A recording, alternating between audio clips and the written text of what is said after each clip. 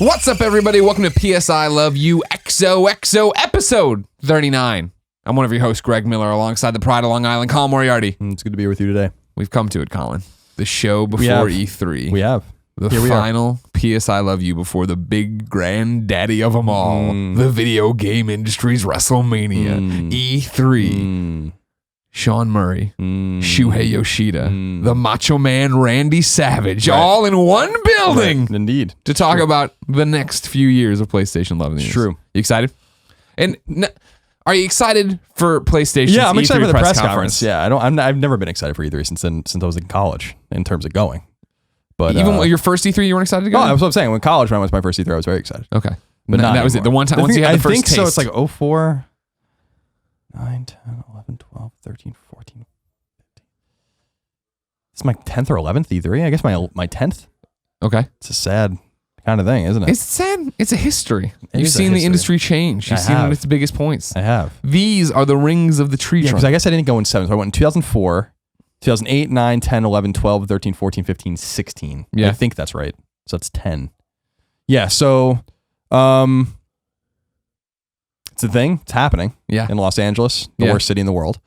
And the worst city in the world. In the world. Oh, yeah. wow. Okay. Yeah. Bold moves. Bold claims. No, I mean, I in terms of PlayStation's presence, I'm very much looking forward to it. Right. I always love the press conference. Yeah. And I think that they're gonna have a lot of exciting announcements, some new reveals. I'm excited to see. What I assume will be Dead Don't Ride. And God of War. Right. The Neo, of course. And so I think that this will be a pretty robust conference. I think we always talked about how they usually go in waves. Of 3. So like, let's see, it would have been like 2013 was awesome, and then 2014 was not good, as awesome. and then last year's was like not as good, and then so I think this year they'll be back onto the big one again, right? Because 13 was the mic drop moment, right? And then where they just owned everyone. Right. Yeah, 14 I think was like okay. Last year's was not very good. Then this show, I think this year will be on the upswing again for them. Yeah. Well, this is finally where we think, if we're predicting everything correctly, which we'll get to, of course. Our yearly predictions is topic of the show. I mean, this has got to be the one where they finally unload some of these first parties. What have they been working on? What has Ben been doing? What is Dead Don't Ride? Time. What is Santa Monica working on? God if they don't show Dead like? Don't Ride and Sony Ben's game, I'm gonna fucking lose it. Yeah, because then I'm going to be totally convinced that studio has been doing nothing at all for 5 years now. Yeah, it's been going on a while. Eric Jensen. So I think that I think Dead Don't Ride will be there. I think we're gonna see it sooner than you think as well. In your PS4. Oh. They made like a leak because everything's leaking today. No leaks. As we record on Monday, all hell's breaking For things loose. to leak out of that studio, you'd have to go to Oregon, and no one wants to go there. Nobody wants to go there. John Garvin probably has it written on his car, the title of the game and the release date. Nobody sees it. Yeah, he's been driving around for 3 years with it on there. Oregon's just like, let's go fishing, or let's go kayaking, or let's get a I got a microbrew. Let's get a microbrew, huh? Eric Jensen's like, I'm done making my game. I'm gonna go take photographs. I'm gonna ride my road bike to the convenience store and buy me some sustainable fucking broccoli and let me give me some of these hand-rolled cigarettes. Fuck you, Portland. We don't even know what's going on. Portland. Fuck you. Well, they're in Bend, but fuck you, Portland as well. I mean, that's fine. They're close enough. Yeah. Everybody in Oregon. Yeah. So am I looking forward to going? No. But I hate hate people in general. That's all your anxiety. I can't wait. I'm excited. I'm ready to be there already. I'm sick of talking about E3. I went to a party over the weekend with some video game folks, and that was the thing. Everybody's like, are you ready? And I'm like, I'm ready to stop fucking answering emails about things and moving appointments. I just want to get there. I want it to be for us Sunday, and we're going to press conferences, and it's go time. E3 is here. It's time motherfucking go time. It's time to have the fun, do the pre-shows, the post-shows. It's time to go to LA. It's time to fucking see some cool games, see some cool people. If I conspicuously disappear from Tuesday to Thursday, I'm sorry about that in advance, but you won't. I know where you're staying. That's true. I booked all your travel. You can't get away from me. It's a bummer, isn't it? Yeah. Yeah, I think it'll be fun, and I was looking at the calendar. You poor sons of bitches, man. You got to go to VidCon and RTX like in subsequent weeks. It sucks. Yeah, but I mean that's the fun thing about it is that those don't even count, right? E3 is still what we know as E3. E3's work. You go to there to work. VidCon, you go and hang out. Yeah, it's just talking to people. That's just, hey, let's learn some cool things about this. This year's even different. You should read this email they sent us. They put us as special guests or whatever. Insane. For what? For VidCon. Oh. They're treating us like we're real YouTube stars. We're fucking nobody on YouTube. But they're treating us like real people. We're like, that's cool. Okay. Have fun. And then RTX is the same business. Oh, go hang out with all your friends there and do stupid stuff with Screw Attack who suck. But it's like I said, like I have too many friends. And so I don't... See, when you say too many, though, you have two. You have like 2 or 3 right. that you actually have to do anything with, and that's enough. Right. That's more than enough. Sure. Now, But I mean, in reality, I mean, like I'm friendly with a lot of people. No, you're not. You're not like mean to people. Don't get me wrong. No, but you have acquaintances. But like Alexa from GameSpot trying to pin you down for this dinner a long time. You're just slime. You're slime on the wall, and she tries to put a pin in you, and you just go around it and fall. Well, I'm trying to figure out, like, you know, I only have so many open slots at E3 for dinner. Sure. So I'm trying to just, you know, go through that. I owe her an email. Yeah. I'm going over to her house for dinner. You should come over. It'll be the easiest way. But there it is. See, no, not gonna do that. I'm good on that though. Yeah. But I hope you enjoy yourself. I'm gonna have a great time. Oh, I'm sure you are. I'm sure you're gonna. She can cook me a fantastic meal. Mm-hmm. But yeah, there's a few people. You know, I ebb and flow. Sometimes I feel very social, and sometimes I don't. And I'm sometimes in one of those. You feel like a nut. Sometimes you don't. Almond Joy's got nuts. Mounds don't. Now, I feel like I'm in one of those periods where I just, you know, there's a few people I want to spend time with, and then sure, I'm good. You know, but then there are times where I'm like, you know, I want to see and do, you know, and see and do everyone. Oh, I love those times. Yeah. But you know, see, E3, you take a different tack from me. You take the tack I take when somebody comes to visit us, or is visiting San Francisco, I should say. That's when I want to have the one-on-one dinner. When everybody's when there's just a barrel full of video game personalities at E3, that's the shotgun blast. Where I'm not going to do a one-on-one dinner. I'll go to some event and do this because then I get to see, I get to touch everybody. I can do the handshakes. I do this.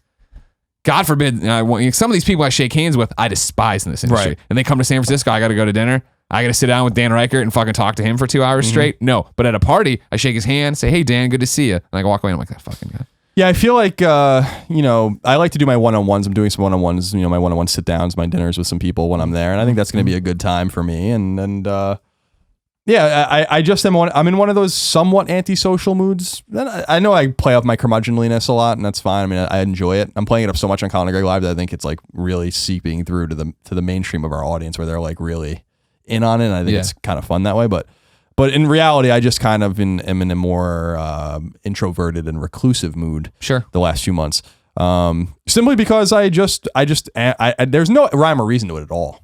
But yeah, so I owe some people text messages and emails and phone calls for sure. They understand. They've seen the Game Over Greggy show topic on anxiety. Yeah, and sometimes I just like I really enjoy my alone time, you know. Right. So it used to be you wanted 99%. Yeah, it's a little less than that now. You fell in love. Here you are. I'm very much in love. Now the weekends, her time, usually something like 11:30 to 4 a.m. her time. Then you sleep a little bit. Then you oversleep for Colin and Greg Live. You get up. Right. Do that late. Right. Yeah, I mean, I'm when you're in love with a woman like I'm in love with Lola, you make concessions. It's true. You got to walk her to the beach. You got to play with the ball. Got to feed her.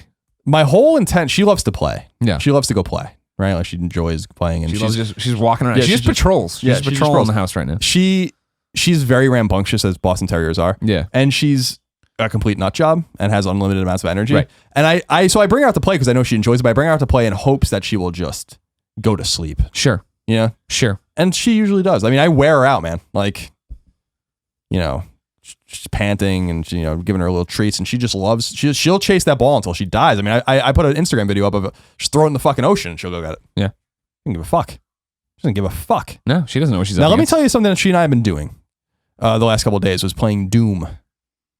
Well, just you were playing that. Yeah. Well, she was sitting there watching. Sure, yeah, she was watching very intently. Yeah, oh yeah. She's really in it. She helping you find the collectible? She barking when she sees one of the little spacemen? Mm-hmm. Okay. And so I restarted it because I only got a few chapters in, and I'm like on chapter 8 or 9 now. I think there's 13 chapters. It's a phenomenal game. Yeah. I just want to reiterate that's a completely phenomenal first-person shooter from id. Here's the thing about it.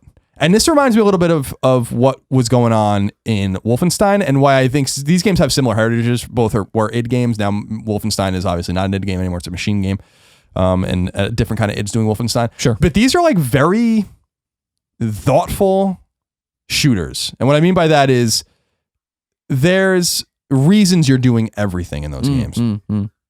Like, so in Wolfenstein, you're finding, you know, gold, which, you know, is seemingly meaningless if you want collectibles, wherever you're finding intel for the story, and you're upgrading things in very thoughtful ways. You have these upgrade skill trees, wherever, that I think Call of Duty totally aped in the new Call of Duty. And there's like reasons to maneuver your way through the game in different ways to upgrade your characters. And I think Doom takes it like a step further, because I was like, I had these questions as I'm playing the game. I'm like, but why can't I can just run through this state? Like, that like I could just run through all these enemies. Yeah. And there are parts where you could just totally do that. But then the game's like, oh, by the way, like we'll give you weapon points if you just kill everything. Like these little things that fill up on the top of your screen. The more enemies you kill, I'm like, that's a clever solution for me not running through these huge open worlds.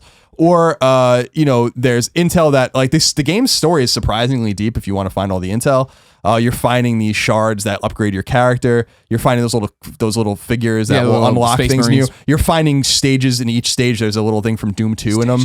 You like find a lever in the stage and it opens a secret place that's part of Doom 2 and then it unlocks that map to play and you can go through it. It reminds me of the Dreams in Wolfenstein. Yeah. It seems like there's a lot of communication between id and Machine Games, or id was just playing Wolfenstein and got some tips there. I just am super impressed as I noted on Twitter, and I think Ryan McCaffrey noted to me that he also noted that Bethesda is all in on these single player centric. Now Doom has multiplayer, but these single player centric first person shooters, and this makes me even more excited to see what Machine Games I think is next, and I think that to see what they're doing. Hopefully at E3, hopefully it's in Wolfenstein and not Quake.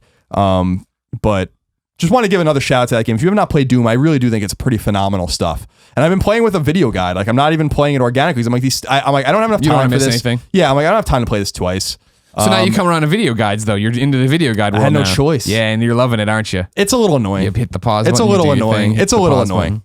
Like when I see a video and I'm like, it's 30 minutes long, I'm like, Jesus Christ. And then you got to like scrub through it and stuff. But you're going to bad videos. Go to the videos that have the little time codes. No, they do have time codes. Oh, there you go. Then we bitching about. You need context and all those kinds of things. I miss like traditional screenshots. It was funny because I went the opposite one time with Uncharted where I just needed this one treasure or whatever. And I looked it up and it was totally like, all right, so go into the level, turn right, and then you go left, and I'm like, this didn't help me at all. It's a pretty big fucking world for me to find this one treasure. Right. Pull your head out of your ass. Yeah, fair enough. Screenshots are great though. So I do want to give a shout out to Doom again, and if you haven't played it, I really do highly recommend it. If you're a shooter fan, if you're a fan of what Machine Games did with Wolfenstein, I would find it hard to believe you wouldn't be a fan of what Doom or it did with Doom, but.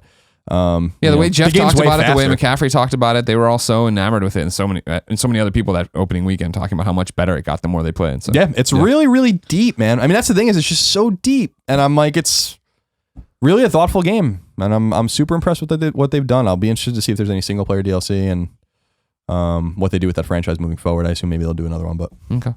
Well, ladies and gentlemen. 2 pieces of housekeeping news for you. Of course, this is our E3 episode. We make this we do the E3 predictions each and every year. I want to start and tell you, of course, what we're doing for E3. We've been a little bit quiet on the Western front about it. Sunday and Monday, we're doing again over at twitch.tv/kindoffunnygames pre and post shows for each and every one of the press conferences, minus that PC press conference because we have nothing to say about Radeon Trash. cards. I don't want to know what the new Windows drivers are and why I should be excited about it. Trash. No, thank you. Don't want to do that one bit. I don't care about your new Minesweeper game. Pre and post shows for every one of them. Pre-show 30 minutes before the conference begins. Then we'll host the conference on Kind of Funny Games. Then we'll come back for the post show. You imagine there'll be 30 minutes, but we'll see based on content and talk about it. Of course, the PlayStation one is going to be huge. The PlayStation post show is going to be that week's P.S. I Love You XOXO. So if you can't catch it live, it of course will be put on youtube.com/kindoffunnygames and podcast services around the globe, just like the one. However you got this show, you can get that show as well. The rest will be Kind of Funny Games casts from Sunday and Monday. All the breakouts, they'll be posted afterwards as well. Then Tuesday, what we're doing from noon to 4 p.m. Pacific time, we are live streaming again, twitch.tv/kindoffunnygames, this time from the E3 show floor. You can go there, check out a whole bunch of interviews. We'll have people through. Well, we talk about new games. We talk about reactions. We're bringing on guests. It'll be a grand old time. If you miss any of that, those are going to be broken out and put up on youtube.com/kindoffunnygames as well. Then Wednesday and Thursday, for the first time in I was trying to put it together, 5 years, I'm untethered from a desk along with all of you, and we are roaming the floor, going and doing Let's Plays, seeing games, talking to friends, bringing people over to do Let's Plays, having all these different stuff, and all that content, podcasts and otherwise, will go live on youtube.com/kindoffunnygames with a whole bunch of discussion, Let's Plays, guests, and things like that. That's enough. The final piece of housekeeping news. I haven't gotten to the intro of the show yet. The final piece of housekeeping news is, and this is an interesting one, and I'm putting the yoke, as they say, on you, ladies and gentlemen. So PlayStation does this thing called Road to Greatness. Colin, are you familiar with Road to Greatness? Sure am. Every year they do this thing. They got this bus that travels around with the latest PlayStation games and hardware. It goes from town to town. It does all these events. And then they started doing Road to Greatness, where if you send in a video explaining why you and your town deserves PlayStation to come to you, they take the bus off the beaten path, bring the giant monster truck to you, and you basically get a town party to play PlayStation games and see the new cool stuff. It's always been neat. I met one of the groups that was actually a developer and was running this thing on, these kids were running a program on how to teach kids to game through Little Big Planet. They went up and it was in the middle of nowhere. I think Montana, don't quote me, I forgot already. Met them at GDC this past year. That was great. But PlayStation reached out to us, and here's the rub. Many of you are your Trevor Starkeys and your Alex O'Neills, and you make all these cool videos and do all these cool things. If Kind of Funny fans win the road to greatness, if a Kind of Funny fan submits, hey, here's my video on why you should come to my town and why PlayStation should come here and show cool games, they will come to your town, and if you're a Kind of Funny fan, they will send us there to do a podcast and hang out and party. So Kind of Funny fans got to win this competition so that we can go to all of the road to greatness meetings and hang out and just see. Because this is what you're always talking about. What have you done?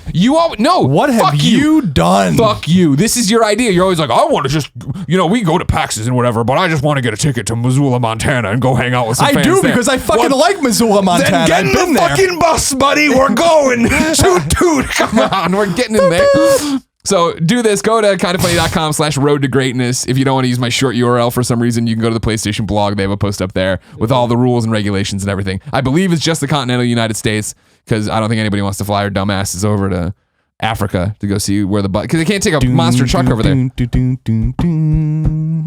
They just play that the entire flight. Nothing else, just that hook. Not even, they can't afford the song. So anyways, do that. We'll come hang out with you. If you didn't know, ladies and gentlemen, this is P.S. I Love You. Just bashing your head against the wall, trying to knock yourself out. If you didn't know, this is P.S. I Love You, XOXO. It is kindoffunny.com's PlayStation podcast. So head over there, subscribe to both YouTube channels, back us on Patreon, check out the Game Over Greggy show, check out Love and Sex Stuff, have a gay old time. Also, it's the #1 PlayStation podcast on the internet. Also, it posts every Tuesday, 9 a.m. Pacific time, rain or shine, youtube.com/kindoffunnygames. So subscribe, soundcloud.com/PS I Love You XOXO. I think that's how that works. And then, podcast services around the globe.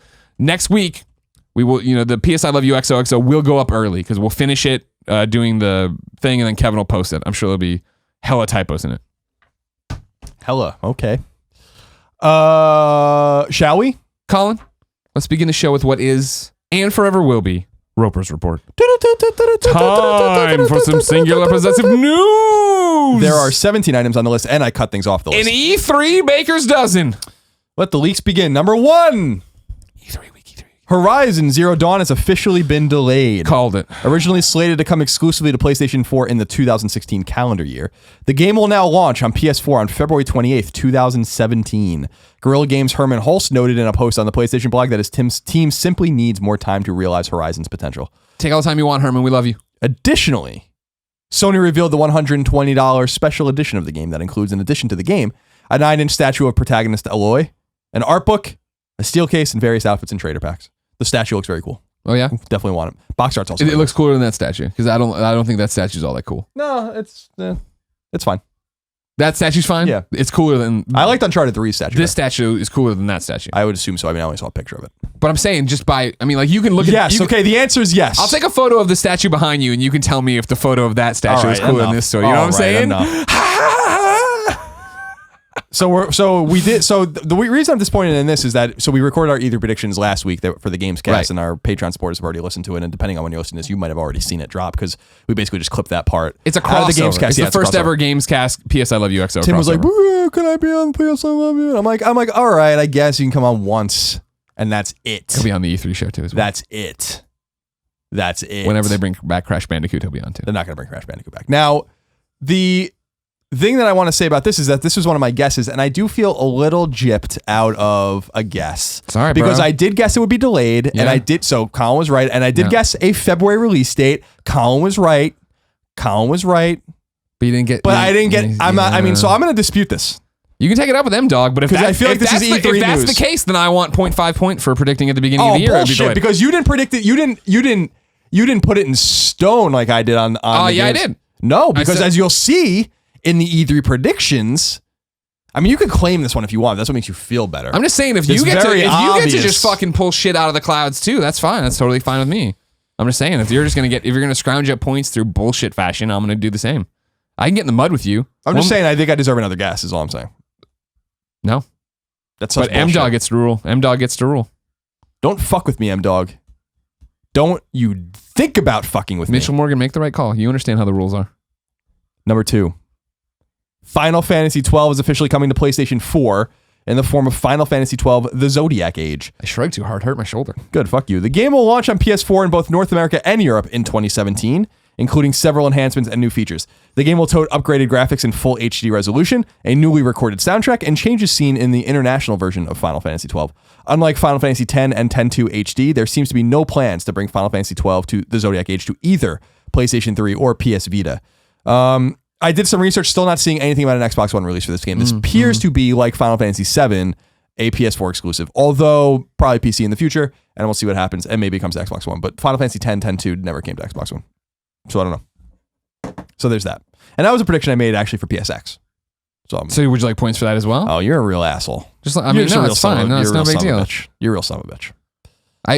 This is a great time to bring up, of course, because when we started talking about like when Xbox was thinking about doing like in middle of the road, like upgrade to Xbox One, Phil Harrison said that. I was like, well, PlayStation will probably do it too. So I probably deserve some points if they reveal Neo officially at E3. Did you say something about Phil Harrison saying something? I did, yeah. I was too caught up in the middle. Phil Spencer. Where man, Phil Harrison, I miss. Remember him? Yeah, I remember. Tall, bald, talking about E3, very tall, talking about very bald, talking about Little Big Planet. Mm-hmm. That's what I remember him for. We got to get him to host the next press conference. Then he defected. Kind of Funny Games 3.0. He'll come out and talk about. Number 3. June's slate of free games for PlayStation Plus subscribers have been revealed. On PlayStation 4, gamers can expect NBA 2K16 and Gone Home for free. Good slate of games. Yep. On PlayStation 3, Echo Chrome will be free, as well as all 12 episodes of Siren Blood Curse.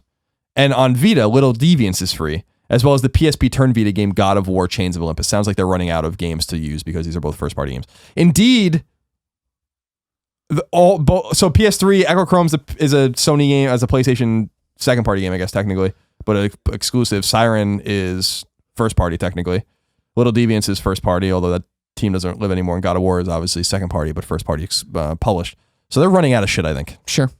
Or they don't want to throw money around anymore to buy these games. Yeah, I think that's probably more it, right? They don't need to put a focus on Vita because it's just us that care about it. They're totally, again, screwing us out of a Vita game by giving us a PSP game, again. And we've talked about this before, and maybe it was Colin Live, but we need to say it now. I'll get serious about it after E3 because I want to film the real commercial, but the Vita relocation program is real. The Kind of Funny Vita relocation program is real. If you have a Vita collecting dust at your house, use it as a doorstop or a coaster, it's time to give it up. Mail it to us, to our P.O. box. It's available on the Twitch. I'll put it in the description of the YouTube comments and everything else. And then we will start a thread, because I already have one. A kid brought his to Kind of Funny Live and is like, here you go. I'm not using this Vita. And then Lola secretly arrests him. As he tries to leave the building. We will then put up a forum post and we will start mailing out Vitas to people. I love it. I love that idea. It's a great idea. I'm glad I came up with it. You did not come up with it. So I want to say with PS4 games, specifically NBA 2K16 is obviously maybe the finest sports game released every year by most accounts. Maybe up there with The Show. And there's no excuse now for people not to play Gone Home. Yeah. Don't be a schmuck. It's a great game. It's a fucking great game, and it'll take you literally 2 hours. If that. Number 4. Saints Row developer Volition has revealed its new game. It's called Agents of Mayhem and was revealed exclusively on IGN. The new trailer shows a sci-fi inspired game set in a gritty urban open world. There's an obvious layer of humor laid across the game, as is Volition's MO. Little else is known about it right now, though IGN will have reveals through the month for the game. Yeah, I mean, we watched it on Colin Live. We couldn't even make it through the trailer. I'm not trying. It just looks very dumb. I liked Saints Row, I guess, fine, but I mean, I don't think... I imagine it just like that. And like they teased, does it have any connection to Saints Row? Like, I don't know. It's a stupid name, by the way. Agents of Mayhem's a really bad name. I was thinking about that before. It's a bad name. I don't know. It sounds like a late 90s rap metal band, to be perfectly honest with you. I actually think that Methods of Mayhem was a rap metal band. Saints Row games look like a late 90s rap video. You know what I mean? Like there's all these bright colors and goofy stuff and over the top shit. If they're rolling with that and that's what it is. From what we watched, it looked like a bad guy showed up and then these are like the superheroes. What the hell was his name? Dr. something dumb. Prognosis. Dr. Prognosis. That's actually a better name than probably what they gave him. I don't know what that was. I don't know. I'll wait for a real thing. I think that the video might not have been the trailer we watched in quotes, might not have been the best debut, but I think it was more crafted for IGN, I'm imagining. Like, we have all this exclusive stuff. Here's your first look at this game. But I'm like, I just want to see why I care about it. Yeah. And so when they got to the end of the article and they're like, does it do this? What's it do there? I'm like, well, no, just don't tease that. Just tell me. Well, why don't you just tell me when the time comes? I'm like, you know what, McCaffrey? Let's go get lunch. You can tell me when. Number 5. Watch Dogs 2 is real. Seemingly planted, but perhaps authentically leaked materials began emerging late last week. And now a countdown has appeared on the Watch Dogs website, counting down to Wednesday, June 8th. So that's in 2 days from when we're recording this. So we'll know more then, but we won't have any information on the show for a while. I assume we'll see it at E3, but just to let people know, Watch Dogs 2 is obviously a thing.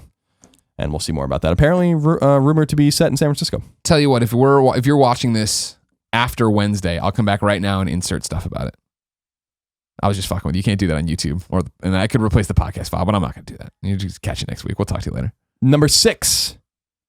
Sony has revealed the best-selling digital games on the PlayStation Network for the month of June 2016. As always, this doesn't include games sold at retail, only games sold digitally. Where's that big Uncharted showing up? The top 10 best-selling games on PS4 for the month were in order: Uncharted 4, A Thief's End, Overwatch, Doom, Rocket League, Battlefield 4, Minecraft, Battlefield Hardline, Battleborn, Killzone Shadowfall, and The Witcher 3 Wild Hunt. A lot of battles in there. Battleborn on there, though. That's interesting. Yeah.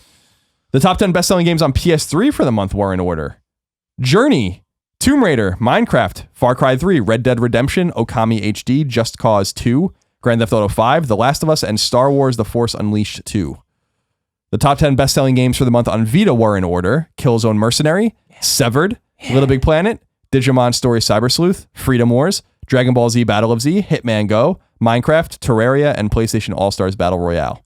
The top 10 best-selling PlayStation classics were in order: Bully, Grand Theft Auto San Andreas, Wild Arms 3, Star Wars Bounty Hunter, The King of Fighters 2000, Twisted Metal Black, Dark Cloud 2, Manhunt, Grand Theft Auto The Trilogy, and War of the Monsters. Fallout 4 and Call of Duty Black Ops 3 dominated the PS4 DLC charts, while Call of Duty Black Ops 2 and 3 were all over the PS3 DLC charts. Shout out to Little Big Planet Vita, by the way. Somebody over on the Reddit Vita thread brought that up a couple weeks ago, I don't know, it all blends together. I was like, you're right, that was a really good game. Should have kept that on my system, probably. Well, you can download it again. I know, but I literally have too many other Vita games to play. I know what you mean. Got that Odin Sphere. I know what you mean. Number 7. Not surprisingly, Overwatch is a huge hit for Blizzard. As of June 2nd, so 4 days before this podcast recording, the game surpassed 7 million players. Damn. At that point, 119 million cumulative hours had been logged, with 11 million payloads delivered and hero swapping occurring 326 million times. Game's huge. Seems like a lot of dorks and nerds out there playing it. I'm really happy for them. Now I'm with you usually when we do this, but we're usually hurling them at PC players or mobile players. Why are they dorks and nerds for just playing Overwatch? Because Overwatch is on a console. It's really just a first person. Okay, that's why. Gotcha. Just want to get to the core of why this one was a dork and nerd game. It's pretty obvious. But, okay, sorry. You know who started playing it last night and loved it? Oh, wait, don't tell me. I know the answer to this. Nick. Tim Geddes. Nick looks at his PlayStation every so often. He's like, man, I should play something on that. And then he's like, you know what? There's 4 documentaries. I've heard almost nothing but good things about it. Yeah. I believe it's good. I just like making fun of people for playing games that I wouldn't play. Because that's just how I roll, you know? I respect that. But yeah, it seems the game's a huge hit. I'm sure it's going to, eat a lot of games lunch around it, as was obvious with the 9 or 10 million people that played the beta. Number 8, NBA 2K17 has officially been revealed, with the Indiana Pacers guard Paul George gracing the cover. There will also be a special edition of the game, NBA 2K17 Legend Edition, that celebrates the storied career of Kobe Bryant. Both editions launch on September 20th and will come to both PlayStation 4 and PlayStation 3, as well as other platforms. The standard game will cost $60. The Legend Edition will cost $80. So there's that. We have a lot of basketball fans that listen. Number 9. Did you know that Minecraft is popular, Greg? I did. It's true. Microsoft-owned developer Mojang, the studio behind Minecraft, released an infographic that includes the fact that the game has sold nearly 107 million copies, making it the best-selling game of all time. If everyone who owned the game formed their own country, it would be the 12th most populous country in the world. An average of 53,000 copies of Minecraft are sold each and every day, with 40 million people actively playing the game each month. It's insane. Yeah. That's absolutely insane. For context, 53,000 copies of a smaller game sold is actually pretty successful overall. They're selling that every day. And the game came out like 5 years ago. Number 10. Telltale has given release windows for 2 eagerly anticipated upcoming game series from the storied studio. Telltale's Job Stauffer revealed on Twitter that Batman, the Telltale series, will premiere this summer, so soon, while The Walking Dead's 3rd season will premiere this fall. Ah, yes. You're excited for Batman? Yeah, I'm excited for Batman. I got to get back to Walking Dead at some point. Yeah. Who knows? But you're going to still wait for Batman. Yeah, not to the episodes. I don't like the episodic shit. I understand. It's dumb. But it's going to be hard for me not to spoil things for you. Well, I guess it's your prerogative. I don't want to, though, but you make me do it sometimes. I don't make you do anything. Number 11. You're a jerk, and then how can I hurt you? And I'm like, I'll ruin the game. Yeah, that's a good point. I can't ruin anything for you. I've never played anything you've never played. Number 11. It looks like EA is going to launch 2 of its upcoming shooters, Battlefield 1 and Titanfall 2, within mere weeks of each other. The Bank of America Merrill Lynch 2016 Global Technology Conference, where all game news breaks. EA CFO Blake Jorgensen said that Titanfall 2 will launch 3 weeks from Battlefield 1. Battlefield 1, we know, launches on October 21st, meaning that Titanfall 2 should launch somewhere within the window of September 30th to November 11th. We'll probably learn more at E3. hopefully learn more at E3. Number 12. Grand Theft Auto Online, which is massively popular, is still in need of arrest, according to the publisher's CEO. Strauss Zelnick of Take-Two noted in a conversation at a media and telecom conference, quote, "Not only was it our intention that GTA Online was permanent, but it's important that it not be permanent. We have to arrest the franchise at some point. This is end quote." And I just wrote, this is about a game that has made $500 million in microtransactions alone. $500 million just in microtransactions. They got to do it though, or they won't be as successful next time around, right? This is what we're talking about. The fact that takes a lot of discipline. The reason that 4 and then 5 were such big deals is the fact that there was a gap there. They were an event to come out. And if you have people who are playing Grand Theft Auto Online forever and ever and ever, by the time the next one comes out, there just won't be the same buzz. It'll still be crazy buzz because people like us put it down and never touched it again. But plenty of people. Number 13. It appears that The Division's Underground DLC has been leaked, at least in terms of an expected release date. Amazon UK and Amazon Germany both leaked the expansion with a release date on Xbox One of June 28th. It's important to note that Xbox One gets all Division DLC a month early, indicating that we will get Underground on PlayStation 4 in late July, should the leak be authentic. This is the first of 3 planned announced expansions for The Division, the other 2 being known only as Survival and The Last Stand. So hopefully this, or maybe, I'd say hopefully because I really can give a fuck less, this might rejuvenate The Division. We'll see. Which seems to be lagging a little bit. They got to fix a bunch of stuff. People are so mad on the Reddit thread. I'm glad I played it when it still worked.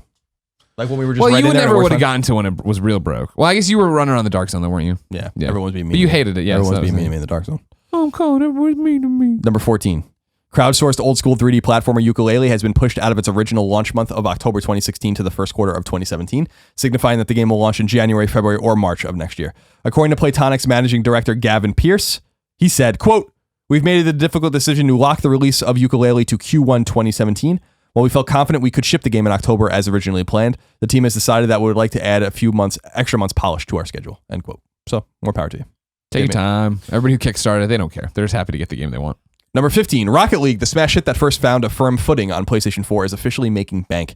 In a conversation with Forbes, developer Psyonix's VP Jeremy Dunham, a friend of ours, revealed that the game has grossed $110 million, more than 50 times the original investment to make the game. 50 times more. Now you say officially making bank. We've known for a while this thing was fucking killing it. Well, now they're really officially killing it.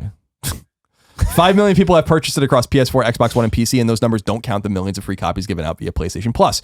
42% of the player base is on PS4, with 36% on PC and 22% on Xbox One. Xbox One numbers are pretty good considering the game just came out there. Yeah.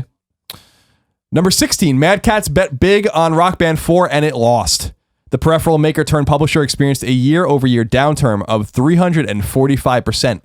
Going from $4.7 million in the black to $11.6 million in the red, all due, it seems, to Rock Band 4's abysmal performance on the market. Mad Catz laid off over a third of its employees as a result, and our very best goes out to all of those negatively affected by the news. And finally, number 17, Wrap Up. Eagerly anticipated old school JRPG I Am Setsuna comes to PlayStation 4 on July 19th. That game looks fucking rad. You're a big fan of this. Yeah. Nifty looking platformer Bard's Gold launches on both PS4 and Vita on June 17th. That game also looks good.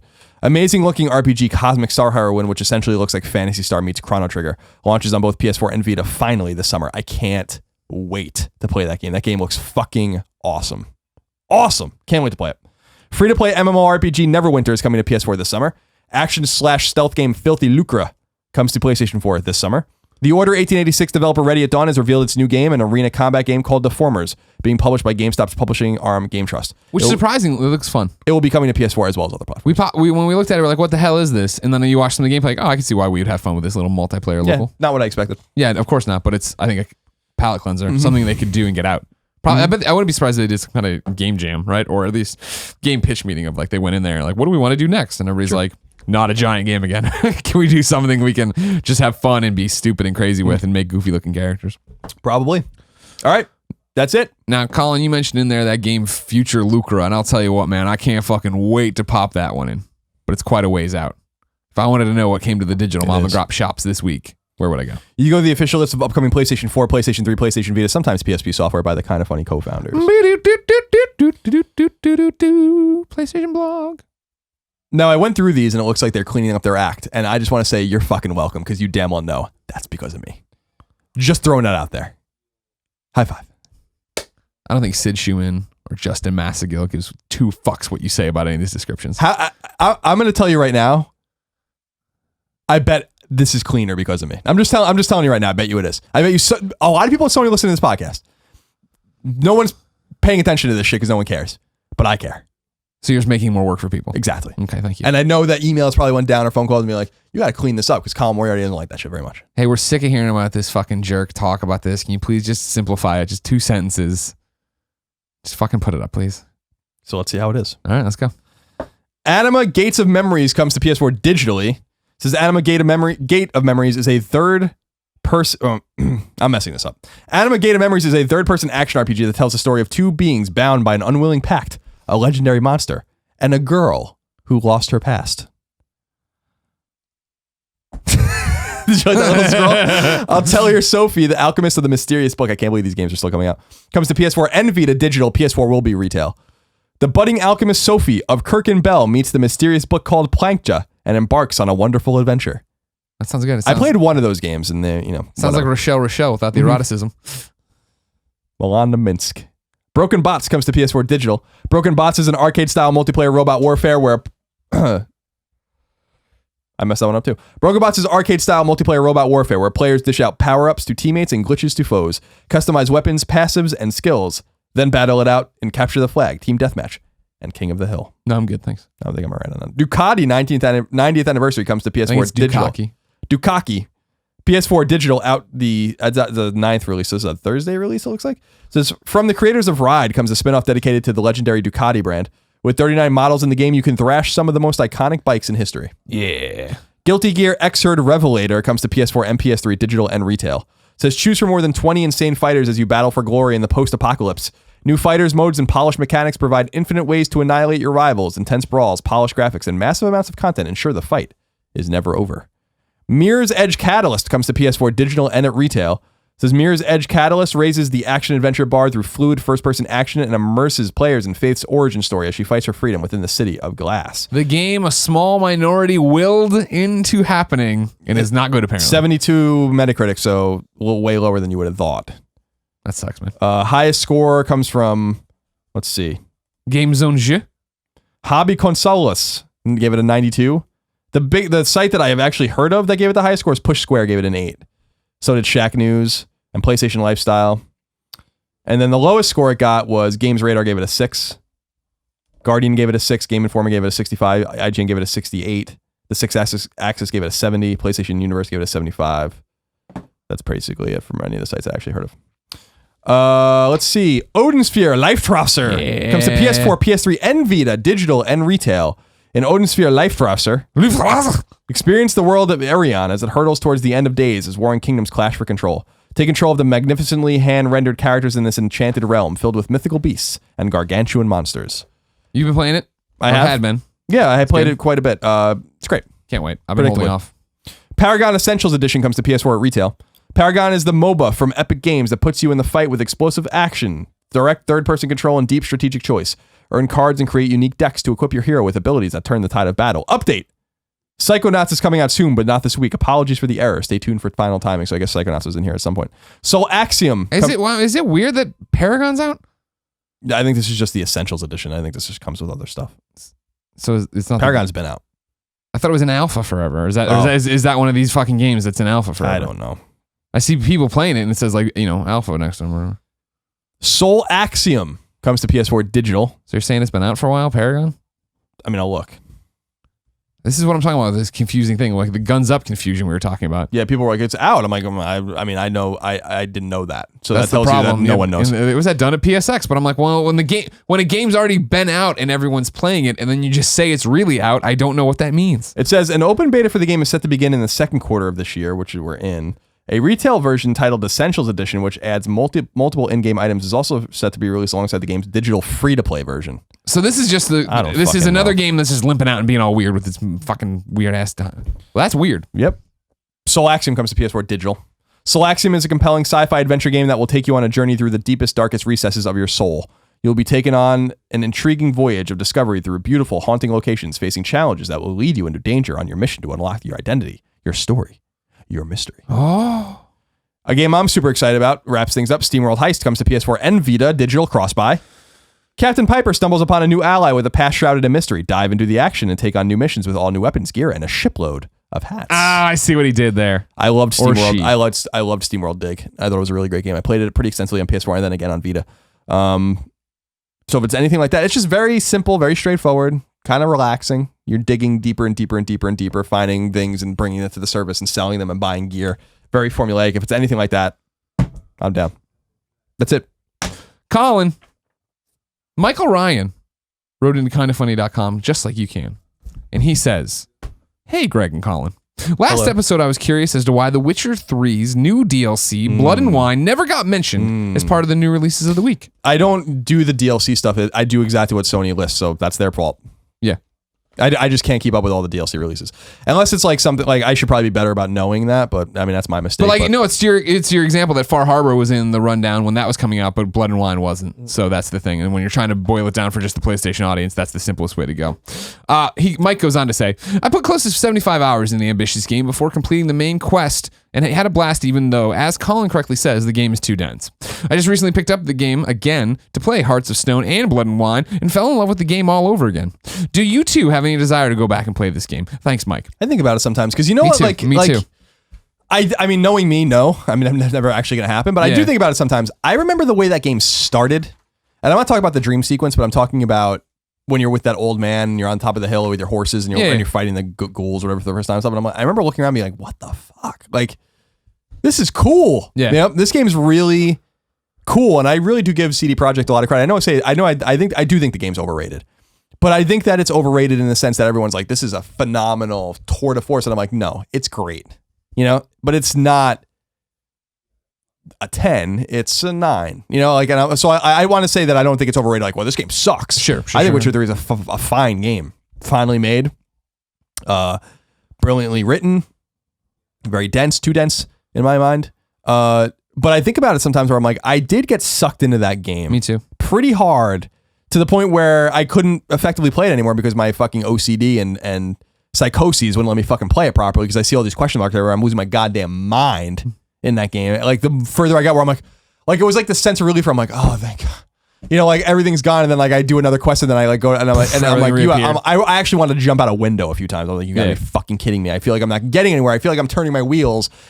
And I know you don't have to play the game that way, but that's the way I play those kinds of games. Sure. And For me, I just feel like you have to have a final thing. Just like, let me go. I've been playing it waiting for Arkham, and then Arkham came, and then Metal Gear came, and I got so far away with it. And I doubled back within the last 3 or 4 months on a weekend where I was like, oh, that sounds good again. And I jumped in, and it was totally like, all right, go on this quest. And I was like, wait, what sword does what? And how do I, and I'm like, eh. You got to restart. But I'm not going to restart it. I'm going to eventually get back into it. I do think it is like, it's going to be that everlasting gobstopper on the shelf where there is going to come a time. I thought about it this weekend, putting it back in, but it was like, well, I'm going to play I have one free night in the real work week, and then I'm off to E3. So it's like, well, I don't have any why bother doing that? I'm going to start putting some downtime on Vita, especially with VidCon, especially with RTX. Yeah, Vita's going to get some work, I think, just for me for E3. Although I always say that, and then I end up doing other things. Sure. Because usually that plane ride down there, and the plane ride home, you're too tired. Yeah, and then in the hotel, whatever. You just sleep in the hotel, yeah. You order room service. Or actually, you get 5 guys and you go to bed. You get the fat burger this time. Oh, there's a fat burger there. I fucking love fat burger. God, life is so hard sometimes. Colin. Yes. Time for topic of the show. Tots. Now, this is a special one, as we alluded to earlier, ladies and gentlemen. So, of course, you're a Kind of Funny fan. You know that we have the Kind of Funny Games cast. Last year, we did our predictions, our annual predictions that we've been doing forever since Podcast Beyond on the Kind of Funny Games cast. So when we got to this year of how do we do predictions and still maintain that with a PlayStation audience, what we did was the first ever Kind of Funny Games cast crossover with PS I Love You, XOXO. We hope you enjoy it. Tots. That's right, everybody. Tots. It's time for the first ever PS I Love You, XOXO crossover with the Kind of Funny Games cast. Hi, Tim. Hi. Thanks for coming to join us. You're welcome. Tim, are you aware of what we do every E3, Colin and I? I've heard a bit, especially from Colin. What we like to do, what we like to do is we like to predict what will happen at the PlayStation press conference. We make 5 predictions. Each one of us will make 5 predictions. Each prediction needs to be different. So we can't both say they're going to cancel the PlayStation 4. That's why we asked you to make backup predictions, just in case you get there. Now, of course, there's 5 predictions. Colin Moriarty will find a way to break his into 17 parts. Cool. That way he can eke out tenths of points to beat you and then make a big deal about it, but then tell you have the ego. That's how he'll do this. Gotcha. That's how this happens every year. So, Tim. Yes. Are you prepared? Oh, my God, yes. Would you like to lead off? I would like to lead off. I'm going to lead off with Final Fantasy 15. I think it will be at the Sony conference. I think that they will announce a PS4 bundle. Okay. With Final Fantasy 15. And the kicker to all of this, Final Fantasy 7 demo with Final Fantasy 15. Remake exclusive demo. to PS4. Remake demo. Or is it exclusive to PlayStation? No. Not exclusive. Not exclusive. That day and age demo, is dead. The demo will be with everything. Yeah. Okay. But the bundle is the cool exclusive fancy thing. But I think the big news is Final Fantasy 7 remake demo will be with 15. Okay. Are you going to buy the bundle? No, I have a PS4. I know, but you're a big fan. I didn't know. I'm just checking out. No. Okay. Never. I will buy the game. Oh, good. I'm glad. Yeah. Thank you for doing that. And I will play the remake demo first. Colin, what's your first PlayStation prediction for E3 2016? Where do I want to begin? Horizon will be shown. It will be delayed. They'll announce a game, or they'll announce a release date of February 2017. So a specific date will be announced for February. Horizon will come out. They'll apologize. There'll be a new trailer, new gameplay. Herman or Angie will come on stage. It'll be Herman. Come on, my boy. And be like, we're sorry. We need a little bit more time. But to get you guys excited here, the systems and mechanics of the game they show it, it's probably going to be the biggest game that they show there. But I don't think it comes out this year. I think they dated for February 2017. Nice try, Colin. That was one of my backups. You don't get to steal this from me. I'm swinging for the fences right away, ladies and gentlemen. The conference ends with a Naughty Dog teaser trailer. It's the Last of Us brand. Ashley Johnson's Ellie is not present. Those are my 3 parts to get some fucking points out of this thing. Because I think they're gonna do it. You're a crazy person, dude. Uncharted 3, and then a month later we had the Last of Us teaser trailer. That's all I'm saying. It's not crazy. Is Uncharted 4? You've had 3 months now, 2 months now to make a fucking teaser trailer. It's not that hard. I had that as well. Last of Us 2 teaser trailer. But see, I danced around there, so I get more points. Because if it's not a Last of Us teaser trailer, there you go. I said Naughty Dog teaser trailer. Conference ends with it too. See, I did that. You'll learn. You pepper these in there. You get these little things. Gotcha. So I get something out of it. I had another slash, but I'll Mitchell keep that Morgan. for later. All right, okay, good. In case Yeah. you guys say some shit. Don't get me wrong. I know it's wishful thinking on a lot of fronts, but I do think that they seem to have this cadence now of that's momentum, how they're man. do it. You got to keep it going. And I think that is also a fucking megaton way to end that. I think Sony's gonna have a very, very solid, concrete thing of like, here's this game, and here's this is when it's coming. Here's this game, and it got delayed, but it's still coming. Here's this game, and I think you need something that's looking far forward, because I think that's what it is. I don't think it's going to be we're showing The Last of Us 2 teaser trailer or whatever to then lead you into thinking it's out next year. Yeah, no way. Tim, what's your second prediction? I'm just gonna jump around here. You know what? Fuck it. I'm going in order of how I had it.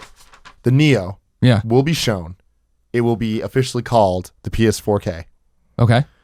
$399 price tag. November 2016 release with a PS4 price drop down to $300. Now here's the thing. I'm adding an extra little asterisk here. Earlier I was talking about the fucking year of dreams. We're getting the teaser year of dreams. Sony's trying to make motherfuckers happy here. This is doubtful, but I don't give a fuck. I want it to happen. Some type of trade-in service. Yeah, this is wishful thinking. Totally. I'm just saying. I know. Because you're the king of wishful thinking. But Sony's been trying to make the people happy. Yeah. So I think that it, from a business perspective, I can't wrap my head around how this would happen, especially because they aren't GameStop. They aren't, doing this type of stuff. But they are also the company that made the video about how to play your old games. Yeah. And, talking shit to Microsoft. So I do think that they understand the feedback they've gotten from all of this. Right. And I wouldn't be surprised even if this, the trade-in thing could just be some form of discount on the new one if you have an old one or something. But it's some way to appease people that already have a PlayStation 4 and either enticing them to upgrade or letting them know that they're being thought about. I'm of two minds on it. On the one hand, they've had time to see this reaction, see how mad people got, they definitely have to figure out all of their phrasing, marketing, how they're going to tell you that this is a good thing, but not something you desperately need. The other hand, of course, is that I am part of the crew that was convinced that, they're launching the PSP Go. They'll have some kind of system for me to get my UMDs onto this device. I'll go into a GameStop and put it in a thing and get a little. No, fucking, you got none of that shit. All right, well, I agree with you on the PS4.5 in terms of the price. I will say I do too. I will say, and this is not part of my prediction, that it's going to come out alongside VR. October is what I said. So, but I will say they'll also announce 3 different things about hardware. There'll be a PS4 Slim model announced, and will come out this summer. It will cost $249.99. Real quick, I'm sorry. Is this one of your predictions? Yeah. Okay, prediction. $249? Yeah. And they'll drop PS3 and Vita both to $99.99 each. I think they'll announce all of those things. So I'm sorry. Run me through the prediction. So the prediction proper is PS4 Slim, not the PS4K, $249.99 out this summer. PS Vita $99, PS3 $99. Okay, gotcha. Man. And for the record, you agree with the Tim's $399 price point. You just left it off. Yep. Gotcha. Okay, cool. My Neo prediction was it's coming out in October, $399. It's awesome. No one's mad anymore. That's so funny. My second prediction. October makes a lot more sense. I'm sticking with my November just for the sake of this. You guys won me over on the October. Number 2 for me. Hideo Kojima is in the building. He takes the stage. He gives more details on his game with concept art behind him. Maybe there's a video teaser. Maybe, but I don't believe it. I had that down as well. I had Kojima on stage. Are you fucked now? I believe. I'm glad you believe in me. Thank you. I guarantee he does something there. You can't. He has to. You can't have the one and only Hideo Kojima and not have him come out on stage and do stuff. Yeah. I think that's a good way to end it too. Just have him come out and it's just a team rallying thing. His name is one of the few names that has that power. I mean, so we're setting up a conference now. Now we're doing the fun thing where we get to build a fake conference. If using what you're talking about and what I'm talking about, we're at best a teaser trailer, probably concept art, you lead off with it. Fucking crazy ass montage, PlayStation, the best place to play, greatness of waste, darkness, and then just everything. Ladies and gentlemen, please welcome Hideo Kojima. And like that place goes nuts, and he comes out and he gives this translated speech about why he came to PlayStation, what he's hoping to accomplish. Here's how my game look, concept art and the fucking stick figures. Yeah. Here's my redesigned Mega Man. He just holds it up. Like, you're not making Mega Man, Kojima-san. I'll do whatever the fuck I want. I'm bulletproof. I'm not to be trifled with. All right, so we're on 3 now? Yeah, number 3. Tim. Oh. Destiny 2 teaser at Sony's conference. Okay. You're saying, from what we were talking about earlier, you're tacking that on, what we were talking about earlier on the Gamescast, available at patreon.com/kindafunnygames. You're talking about tacking that on. So you think, I believe, I don't know if they're going to Destiny 2, but I do think it makes sense to be like, here's the next giant piece of Destiny DLC. Yeah. And one more thing kind of thing. And they just do it as, it's all this thing. Yep. I think it'll be just a teaser, but I do think it'll be mentioned at the Sony conference. Okay. Mr. Moriarty. God of War 4 will be revealed. It will not be called God of War 4. It will be called God of War : something. It will be Norse related. Sony Santa Monica creating it. 2017 release window. And it's going to be the showcase game for Neo. So you think they introduce Neo, explain to you what it is, and like, let's look at a game on Neo and it's God of War? We'll get into that. Oh, my apologies. I'm sorry. Didn't realize your 3 was bleeding into the 4. It may or may not. Number 3, Ed Boon gives us an Injustice 2 demo. PlayStation gets some exclusive character. For the hell of it, I'll say Guy Gardner. Who doesn't love Guy Gardner? Who the fuck is Guy Gardner? He's a Green Lantern. Oh. He was a hothead though, man. Ooh, you'd like him, Colin. You'd like him. He was fiery. Got punched out by Batman once. Oh. It was a big moment because that Justice League sucked. Guy Gardner kind of sucks, but he's one of those guys that sucks, so we all kind of like him. You know what I mean? Like, he's bad. He's so bad he's good. One time he turned into a guy, called himself the Warrior.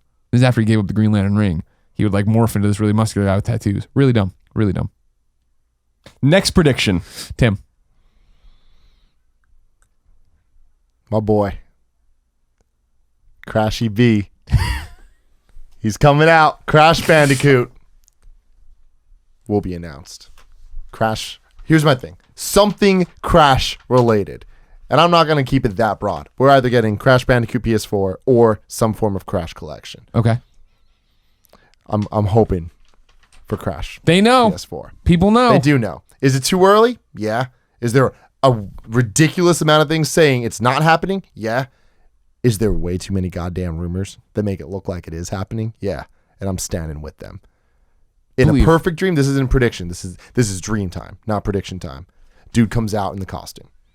With the megaphone? Yeah. What if Sean Layden's in the costume in the megaphone? Talking hella shit. If you got Sony, if you're watching and you need a Crash Bandicoot. Jesus Christ, can you imagine how can you imagine? That'd be the best. What if we just got you the suit and the megaphone and then just like, we have to get him backstage and then you just come out. Shuhei's out there talking about VR and you just come out. I'm not going to leave you hanging. Dead Don't Ride announced. Sony Ben's new game.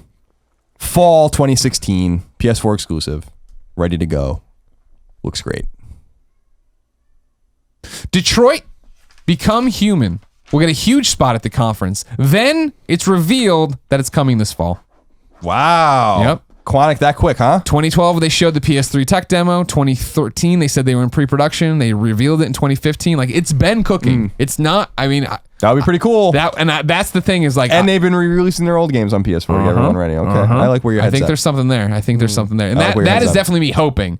But I feel like that is the kind of game that... It's not like it's going to get a million TV commercials. You don't need to invest all this stuff. For the people who care, they're going to totally get that. And everybody at E3, I think, is going to care. That'd be exciting. That'd be fucking awesome. So is it my last one? Yeah, number 5. Okay. How do we play this then? If we have more predictions, we'll go through them. We can go through. Okay, them. Cool. So this is my last final one that counts towards the game. Yeah. Ooh, all right.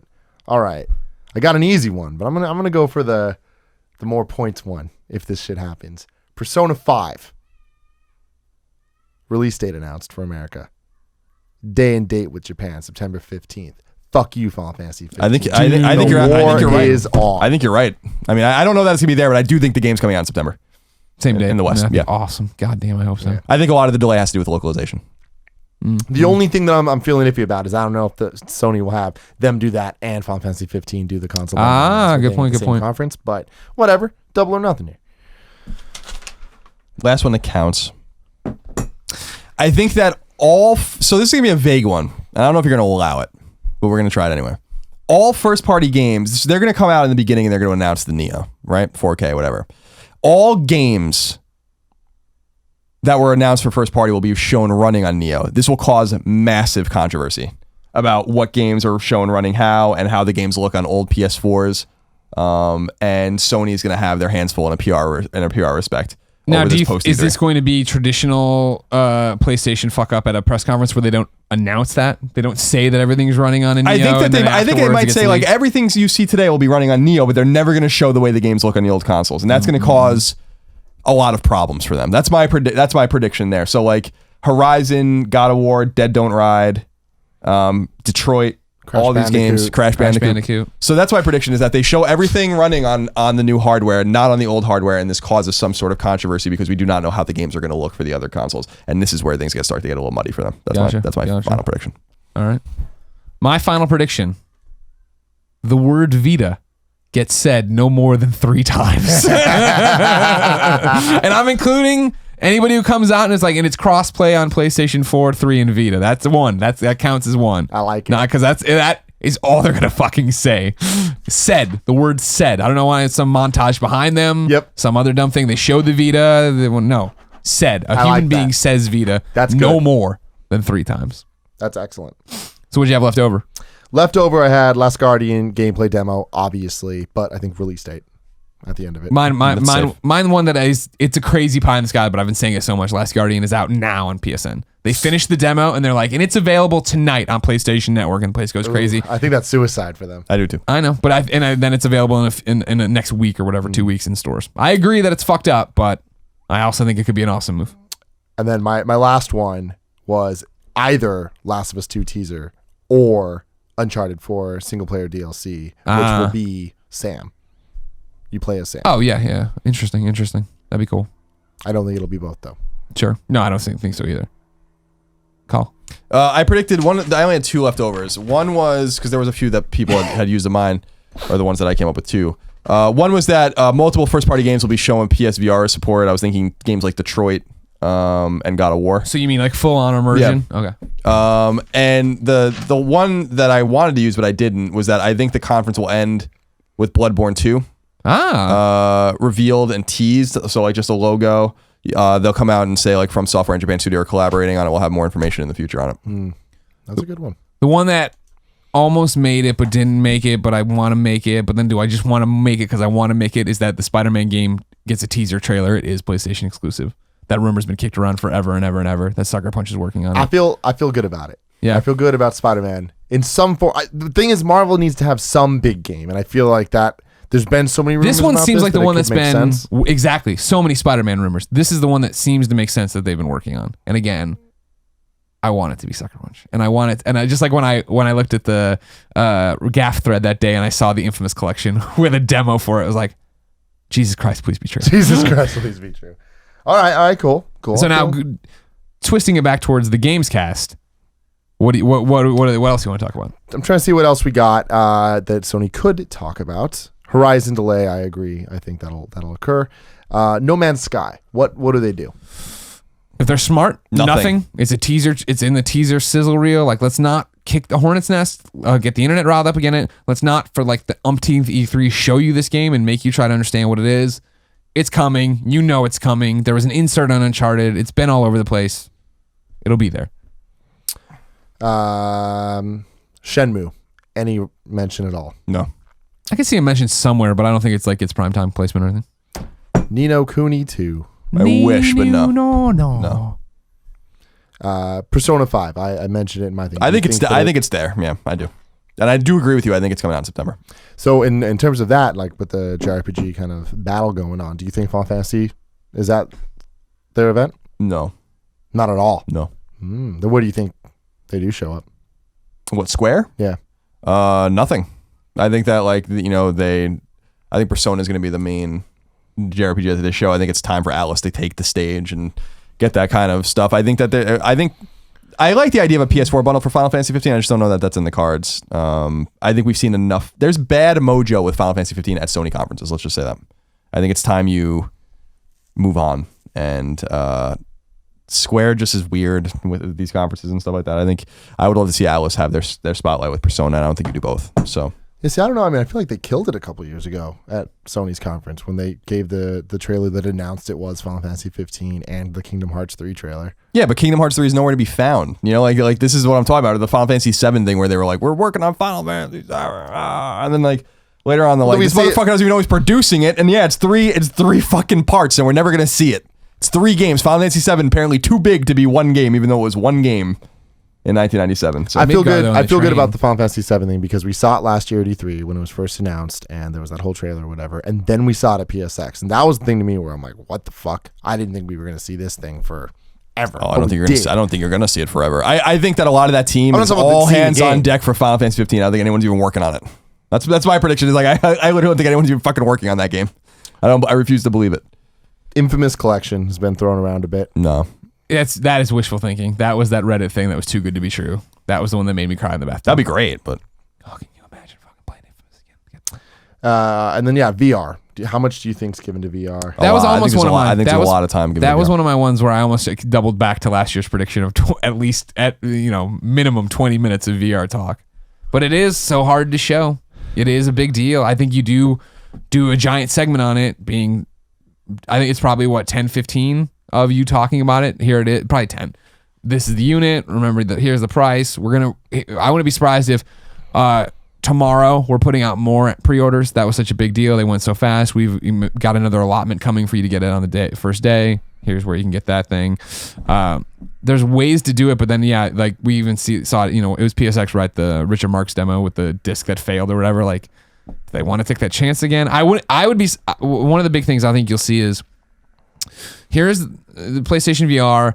Again, these are some of the 90, whatever they said. How many games was it that was going to be available by the end of the year? Like 76 or what? I don't know. Or 120 in development or something. Yeah, I don't know. It's just a bunch of numbers. We want to show you a new one, and I think it'll be a AAA game. It'll be like a game name It'll be like not BioShock, but BioShock, right? It'll be something where it has resonance to Parappa the Rapper. Parappa the Rapper is cool. back. Yes. PlayStation All-Stars Battle Royale is back in a first-person fighter you use with the move stick.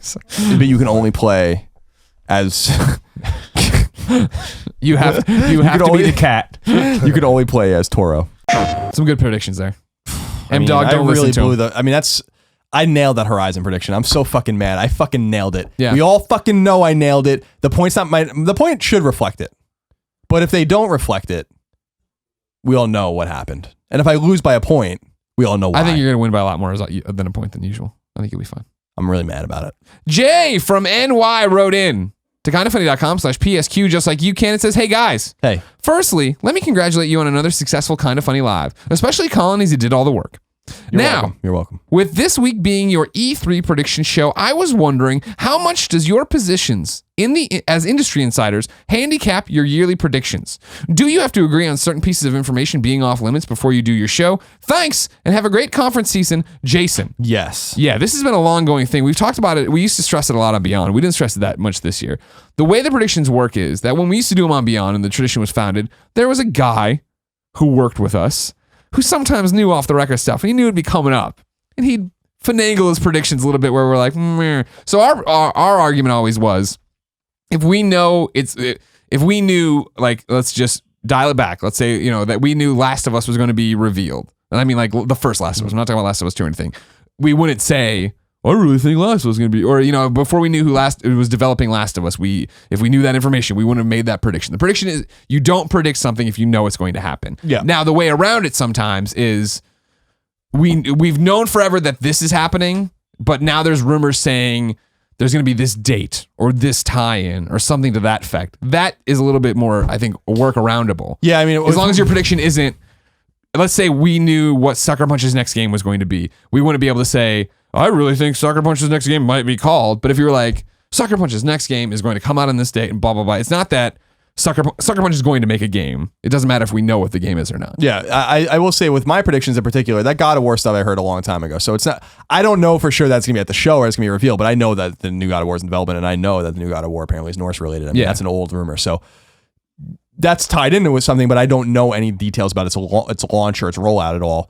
And the same thing with Dead Don't Ride, which is an old rumor. Yeah, now, and I just think it's time. So, and we keep calling it Dead Don't Ride, but Sony has never even confirmed that that's what the game's called. But I think it is called that. Yeah, 100%.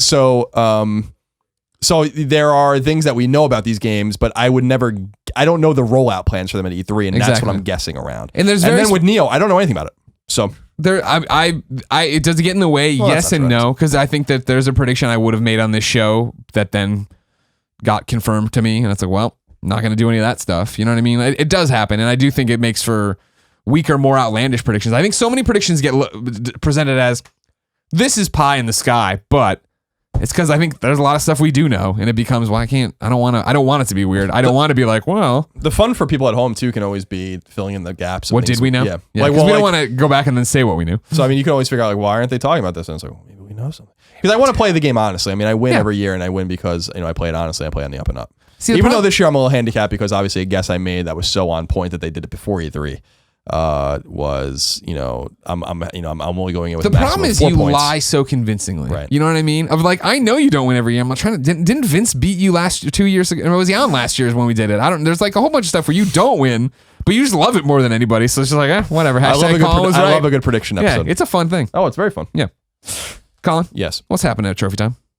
So we've gotten a little bit of feedback that I've read about Trophy Time that some people are a little disappointed about. We talk only about the trophies that are coming up or what the lists look like, but not the trophies we've earned as well. Oh. So we could talk about that. You can continue to give us some feedback. I'm not prepared for that. But I don't know that that's necessarily the spirit of Trophy Time anyway. We're just talking about trophies that have popped up on the servers. But if people want information, I mean, I've been earning Doom trophies, and it's totally platinable. Yeah. People are curious about that. Are you going to platinum it? I don't know. I have Mighty Number 9, by the way. So I'm going to get into that, but I want to beat Doom first. No, I would like to, but I really got to get through Doom. I'm never going to go back to it. Right. Like, I need to finish the game, so I can just be like, all right, that's done. Then I can move on to Mighty Number 9. Finally, I've kind of just accepted that I'm never going back to Homefront because the game sucks. Fair. And and then there's like other little downloadable games. I mean, I want to get back to I never went and played what the fuck is that Atlas game that just came out to PS4? Why can't I think of it? Valkyria Chronicles. Aye. And by the way, some people were a little confused, being like, "Oh, Colin doesn't talk about games." I'm kidding, guys. Of course, Valkyria Chronicles is a classic game. I don't think it sucks. Oh, when you're giving me shit the other day. You gotta clear things up for people sometimes, but sometimes you don't. Then you just let them writhe in pain and agony. Yeah, on the other side of the keyboard. Why does he hate this? So there are 4 games I want to highlight this week. Farming 2017 is coming to PS4. No platinum. 15 bronze, 3 silver, 0 gold. Now brand new Dawn complete. Well, do you have something to say?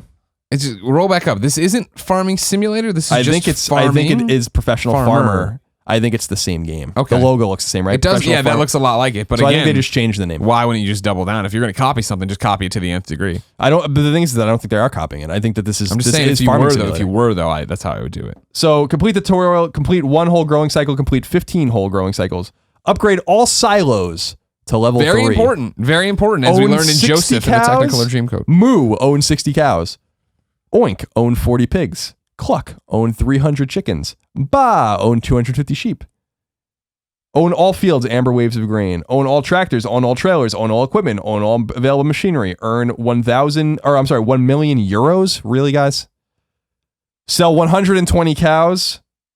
Sell 100 pigs. Sell 600 chicken. Sell 500 sheep. I was going to say, shell a bunch of oysters. Shell oysters. On a farm? And then Phoenix Furious trophies are up. 12 bronze, 20 silver, 3 gold, 1 platinum. Now, of course, Phoenix Furia, formerly Phoenix Rage. Right. But got its name screwed over by legal stuff, which is stupid. But so lots of collectibles and golden. So like collecting golden stars, collecting cookies. It seems like a lot of these trophies are based on that. You have to defeat the time records in all the stages to get a gold trophy. Collect all red stars on challenge mode. It seems like it's gonna be pretty difficult. Fun game, difficult as hell. There are trophies that die 5,000 times is one of the trophies. You're gonna get that quicker than you think. And then that's basically it for that. Phoenix Furia, good game. One of those, that's a fun game. I mean, it's definitely beat your head against the wall, try to figure out how to do these time travel. I always talked about it at IGN, like being a mix up of Super Meat Boy and whatever. Sonic, but the Sonic sucks. You don't like saying that, but dash around the world, try to do all these different things. It's fun. Galgun Double Piece comes to PS4 and Vita. I'm looking forward to this game a lot. This is, of course, an Innie creates bizarre kind of maybe not super appropriate game. Is this the same Galgun that's always been where I shoot the girl to give her an orgasm or whatever? Maybe. Am I thinking of a different one? I thought I played Galgun at a 1UP thing, and when I say a 1UP thing, I mean when they were across from the bar downtown, like way before IGN bought them, where we walked around and you shoot the girls and they go, oh, and they fall down, and that was like a success. Yeah, like an on-rail shooter. Yeah. I think that's the box art right there. Okay. Anyway, this is coming over from Inti. The guys that did Mega Man 9 and 10, they did Mighty Number 9. They're doing Bloodstained, Ritual of the Night. Oh, yes. What's the update on that? Where's that game been? I'm sure it's fine. Okay. I trust Iga implicitly. Actually, we're having a Team Fat item in the game, so I just went back and forth with them a couple weeks ago about that. Galgun Double Piece has, let's see. These trophies go over PS4 and Vita together. 18 bronze, 17 silver, 3 gold, 1 platinum. I know you want to get this one. Experience your first final Doki Doki mode. I know you're going to do that one. Dude, I can't wait. Bunch of true ending silvers. View all true endings for a gold. So it seems like getting endings, getting perfect scores, getting combos, etc.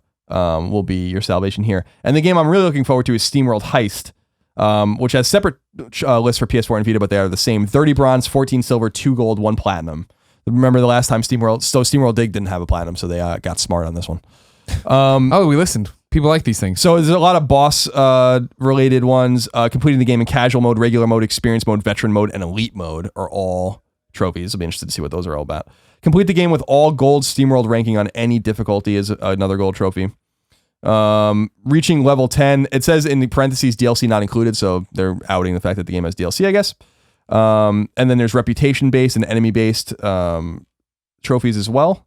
Collectibles, hats, 15, 30, and 60 People hats. love hats. Etc. And then the DLC trophies are already live. 4 bronze, 1 silver, 0 gold. So those are basically the new trophies that have come up. I don't think Exophase has any trophies that are not on here yet. Let me look.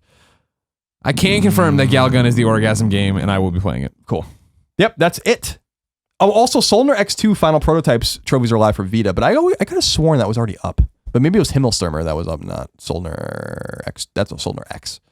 People that don't play Solnar X or Solnar X2, these are great arcade shooters from a studio called SideQuest that has since done Rainbow Moon, and they're working on Rainbow Skies. Those games are really good. Yeah, Jeff Haynes was a big fan back then. Yeah, those games are really great. Yeah, I remember. So you can go check those out. They're on PS3. They might have been ported to PS4. They're coming to Vita. They might already be on Vita. You guys can go check that out. Okay. That's it. Time to check in a segment that's not always here, called Dear Shuhei. Of course, I think it was last week we revealed Dear Shuhei can be a positive thing. And we got a positive letter here from Sharlock93. Hello, guys. How are things going? Yeah. They're good. This is a solid show so far. You know, it's a show. So I just listened to episode 37 and want to submit something for the segment Dear Shuhei/Thanks Shuhei. So here it is. Thank you, Shuhei, and everyone at Sony for making games in the console region lock free. As I'm someone from Iraq, this is a very welcome change for everyone here.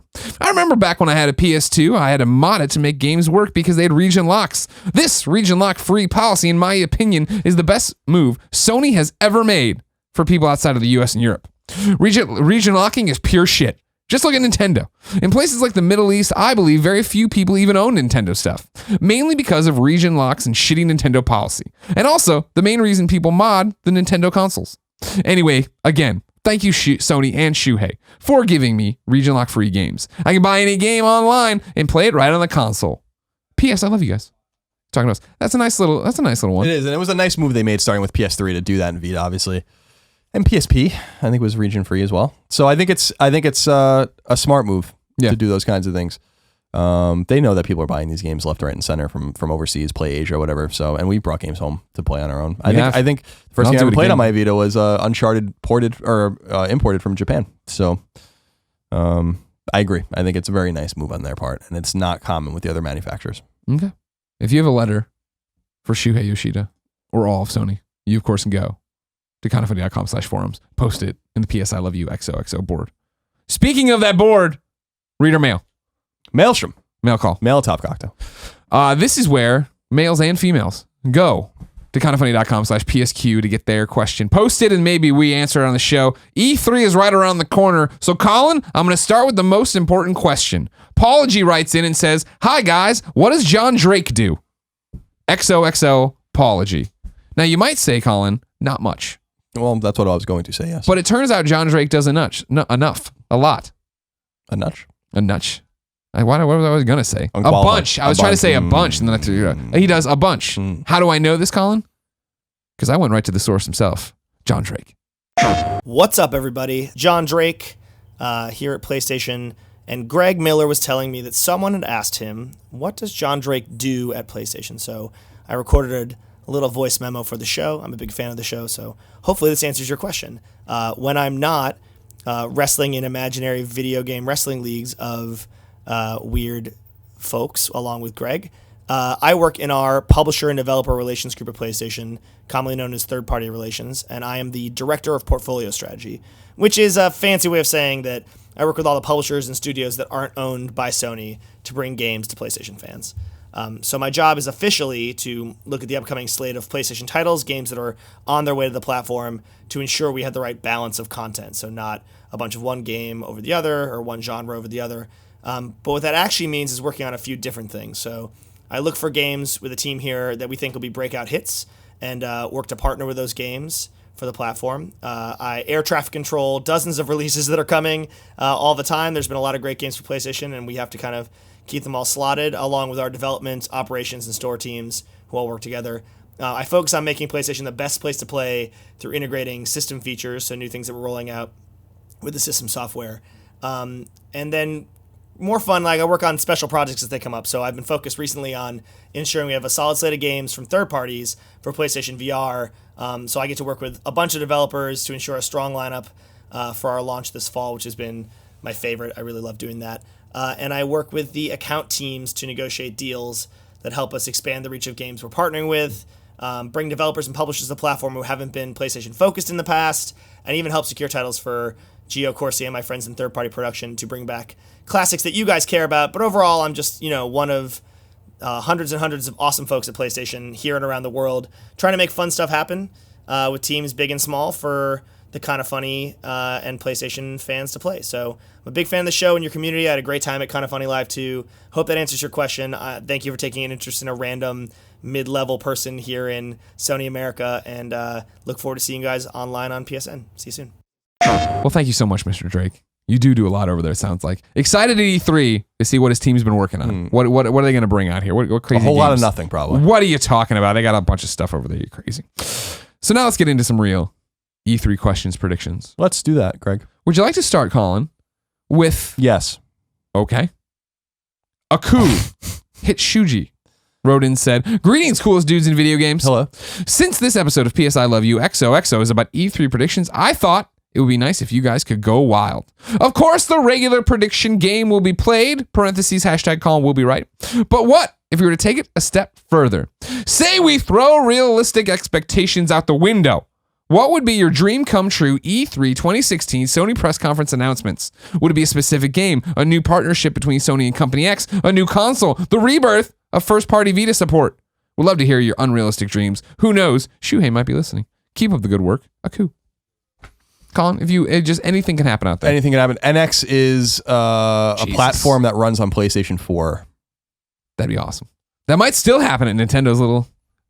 I don't think it's beyond. I mean, I think it's not going to happen, but I don't think it's beyond the realm of possibility. It seems like something Nintendo might do since they're totally fucking zany right now. Yeah. I mean, there was rumors of it being an app. Like, I do believe that that's a possibility. That like what we've talked about before. If it is a platform, and then anything can be that platform, window your content. You know what I mean? Maybe you get exclusive content on that. Yeah, real NX. It would be amazing if they were like, maybe Zelda is coming to Wii U and it's coming to NX, and NX runs on PlayStation 4. Yeah. Well, you figure, what if they did it too, where it was just like, and this doesn't help us going forward, but NX games run on the NX only, but then the Wii U library is through the NX app and That'd be so awesome. Even having access to the virtual console. Like, I don't know that people buy like Nintendo platforms anymore for virtual console. I think that was a huge selling point on Wii, and to a lesser extent, obviously, Wii U. Yeah.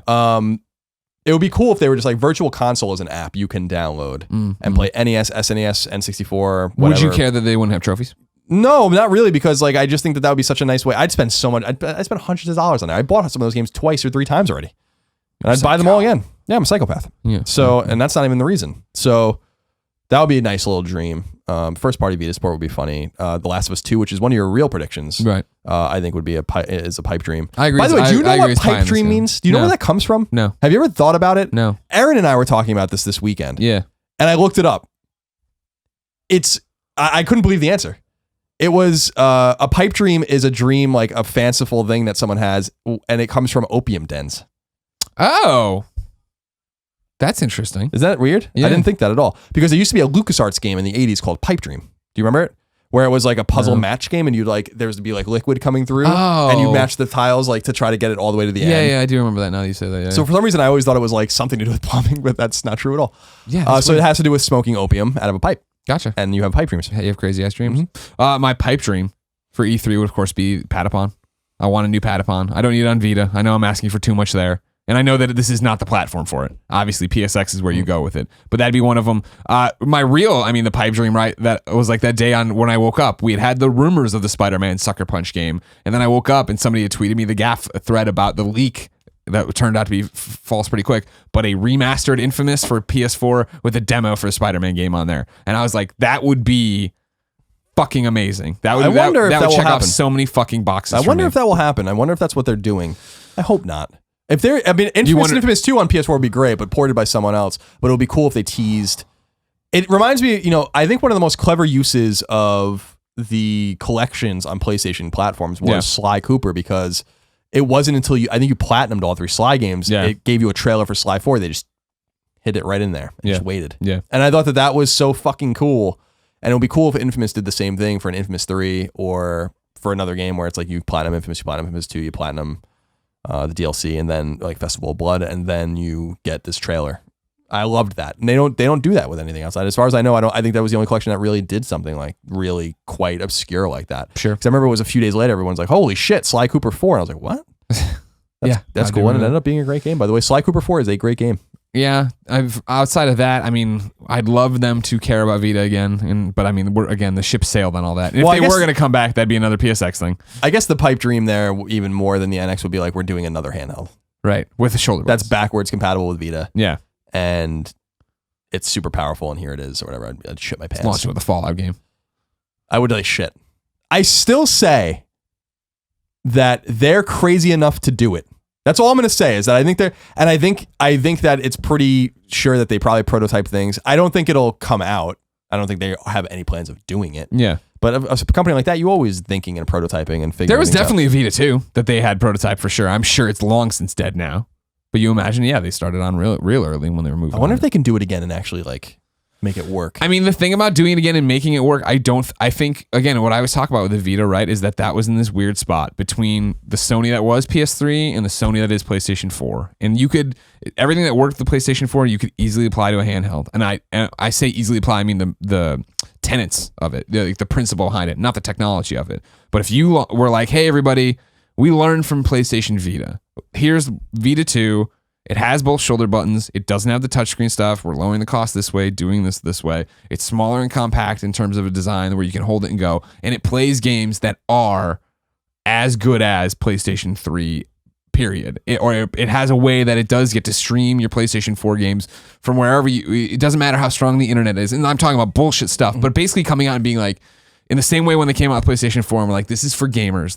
Runs like a PC. It's not going to be hard to develop for. It's going to be easy to port stuff over. We're going to work with everybody. Hey, this new handheld is for you, the gamer. It's not a gimmick. We're not trying to get a new audience. We're trying to double down. We want everybody who owns a Vita now to buy it and everybody who doesn't own a Vita to understand why they need it. That's what we're saying with it. I said in the past, I think, but it would have been interesting if they just held Vita for a while and made it maybe a little more powerful, give developers more time to work on their games, whatever it might be, and had been like, announced it at the same time as PS4. Sure. I've been like, this is your PS4 on the go. Now it's not as powerful, but it connects intimately with the PS4. Because the weird thing, to your point, is that, and we said it for a while, like when we didn't know what the PS4 was, when like there was things like the PS Vita was designed with this in mind, and they couldn't say it, and that was so annoying. And then for them to have been like come out and been like, this really does intimately affect this. And that's what's so weird is the Vita had already started to sync by the time this got there. So when it got there and it's for gamers and we're gamers and with the Vita Island populace are gamers, right? To plug it in, have it pop up and be like, this device isn't recognized.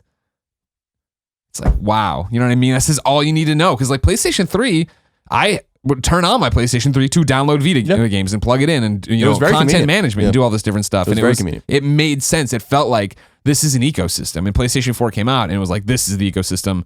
Vita's not part of it. Yeah, it's a shame that things didn't go a little bit differently because I do think that there's a place for a dedicated handheld. I agree. I don't think there's a place for a dedicated handheld that does 100 million, but I think there's a place for a dedicated handheld like 30, 40, 50 million. I just think that you have to position it properly.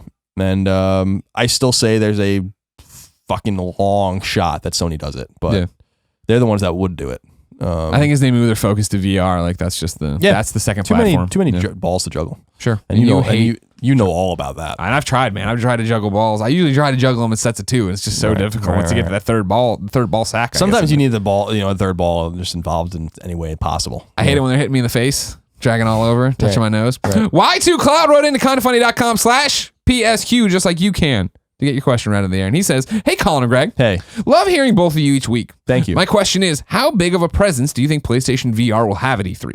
I remember when they dedicated a huge portion to PlayStation Move and Wonderbook one E3, and most just sort of zoned out a bit during that. That was the worst. I remember how bad that was. That was so bad. We took a whole bunch of photos of it, right? Yeah. Like, why is this happening? They were like on a rug and like sitting Indian style. I was like, oh my God, why? Being someone excited for PlayStation VR, I don't want the press conference this year to be all about VR. Keep up the good work. Y2Cloud. I think a lot of it's going to be dedicated to VR, but I think that's kind of natural because the system's going to come out. But I think they also realized from Dr. Marx's kind of botched demo that I don't know. Not his fault. No. If you don't know what we're talking about, it wasn't his fault. It reminds me of when Miyamoto was playing Skyward Sword and there was so much interference in that room that it wasn't working and it was, it's embarrassing. But I think that they just stay away from that stuff. But I think they talk a lot about it. And one of my predictions, I think it was one of my leftover predictions, so I don't think it counts, was that I think that they're going to announce a lot of VR integration with games that are coming out. I think Horizon's one of those games, and I think God of War is one of those games, and I think Gran Turismo is clearly one of those games. I think Detroit's going to be one of those games. So I think that will be the focus is we already, and like you said, open up some more pre-orders, do something a little consumer friendly because I wrap mine up. I have mine, but I know a lot of people don't. Yeah. So I think that there's going to be many times more VR talk than there was last year. I think it's close now. My thing is going to be that I think there's a lot. I almost put it on there in a similar fashion to last year. Remember last year I was like, there's going to be at least 20 minutes or whatever or maybe 15 minutes, but a lot of minutes of PlayStation VR talk. And there was 2. But it wasn't time. We weren't right there. We weren't about to launch it. It's about to launch. We thought we might have been, but yeah. And that's the thing. Now we're here and it's summer. This thing's coming out this summer, right? Or October. That's the final date. Yeah. And so alongside 4K, you have to assume. Yeah, you assume. We'll see more about that. I feel like this is the one where you get out there, but I do think this is 5 to 10 minutes talking about how many amazing things there are, and then you can play them all on the show floor. We'll let you carry that water for us in terms of we'll have a hot montage.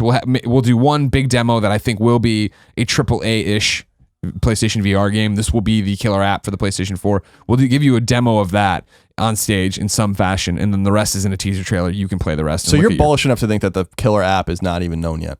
Because I think it's obviously going to be rigs. Or that's what their hope is. I think they hope that. Maybe Sony Northwest's game. Yeah. I like to imagine they come out and it's something that's a game experience. That's more of a game. And that's how they wow you. If there's nothing that, then it's just a sizzle reel of all this stuff that we've seen before. Job simulator and this, and all right, here's Rez and whatever. Right. Go play more there. But then there's not. What's the point? We had the PlayStation VR reveal event here. So why would I want to go play more when I've already played those games? No, I don't care if they're updated builds.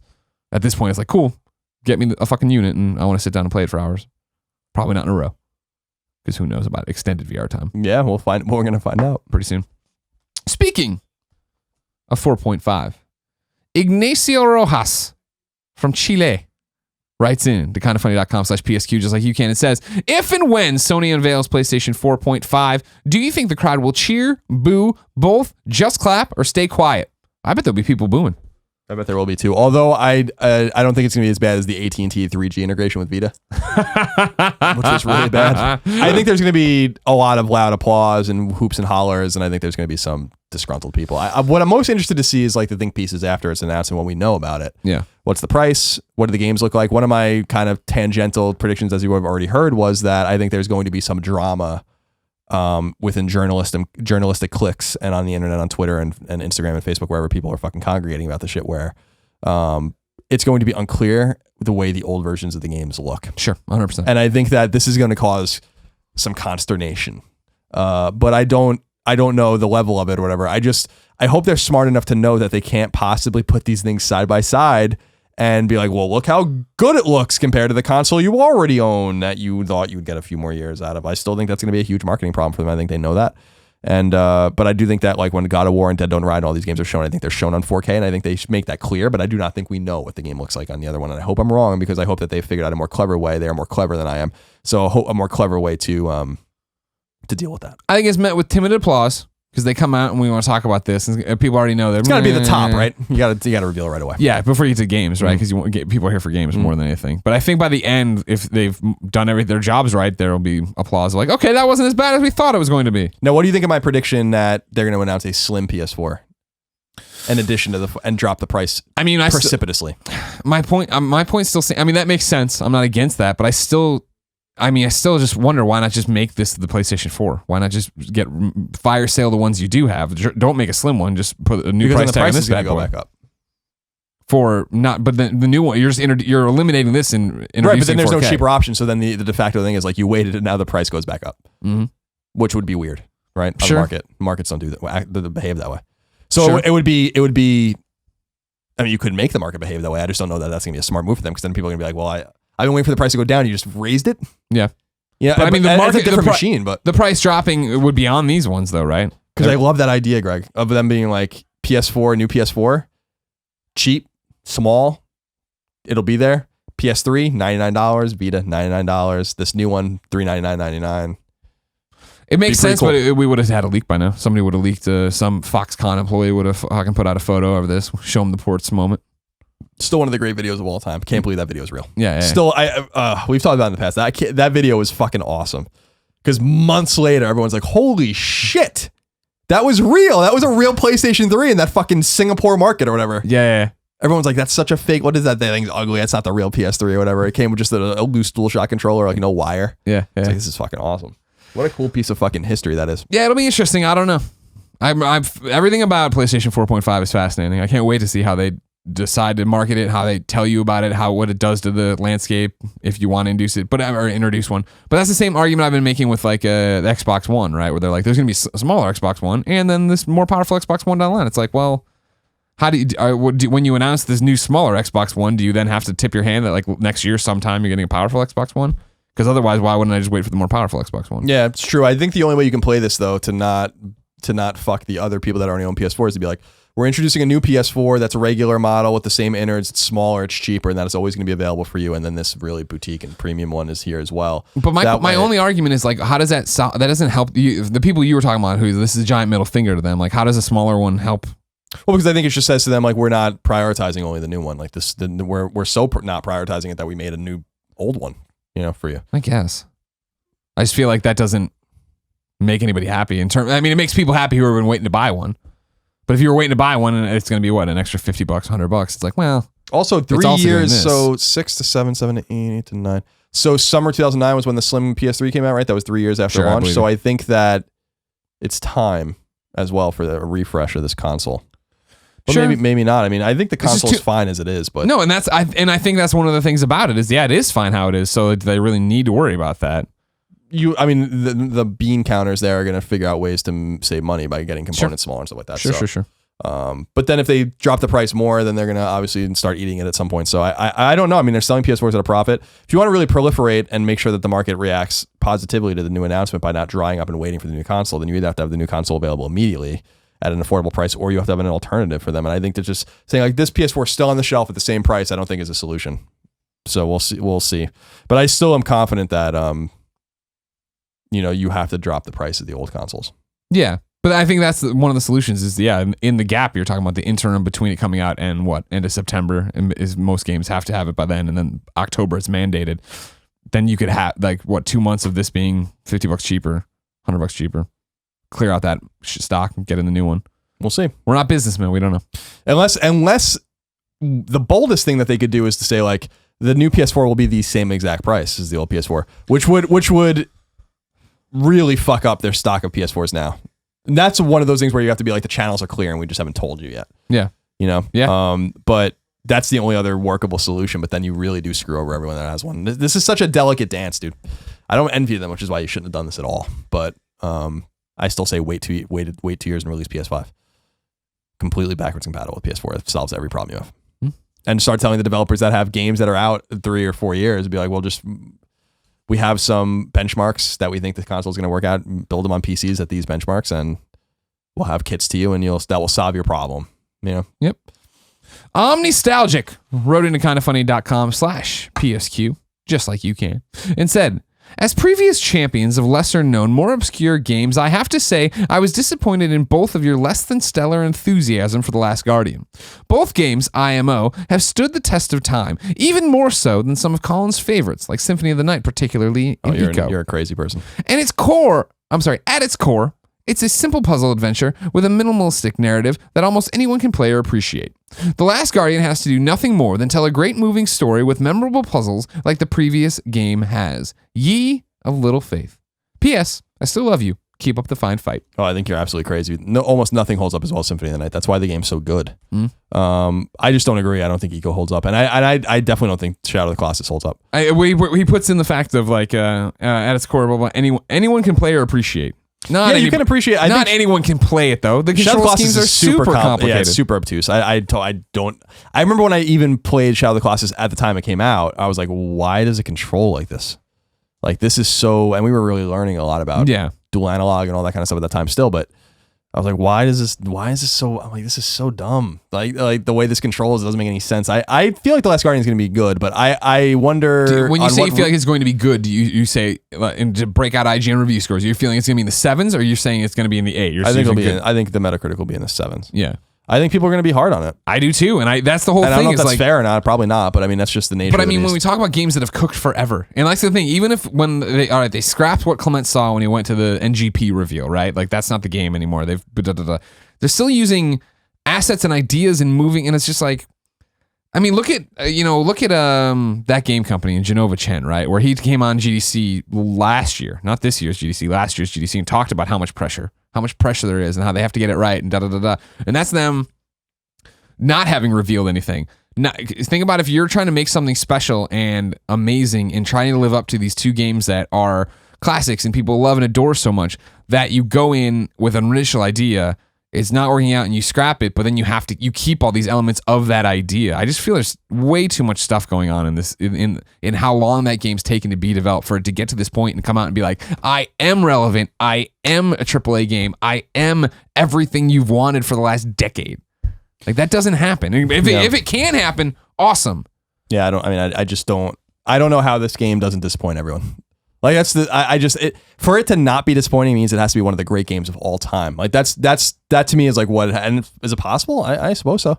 I mean, the game looks beautiful. I'm sure it's gonna be good, but the bold, so they're either so bold that they didn't cancel this game like 5 years ago or more, that they saw something where they're like, this game needs to be shown, this game needs to be seen, or they have some financial reason to release it, which I'm sure they do since they dumped probably an extraordinary amount of money into that game.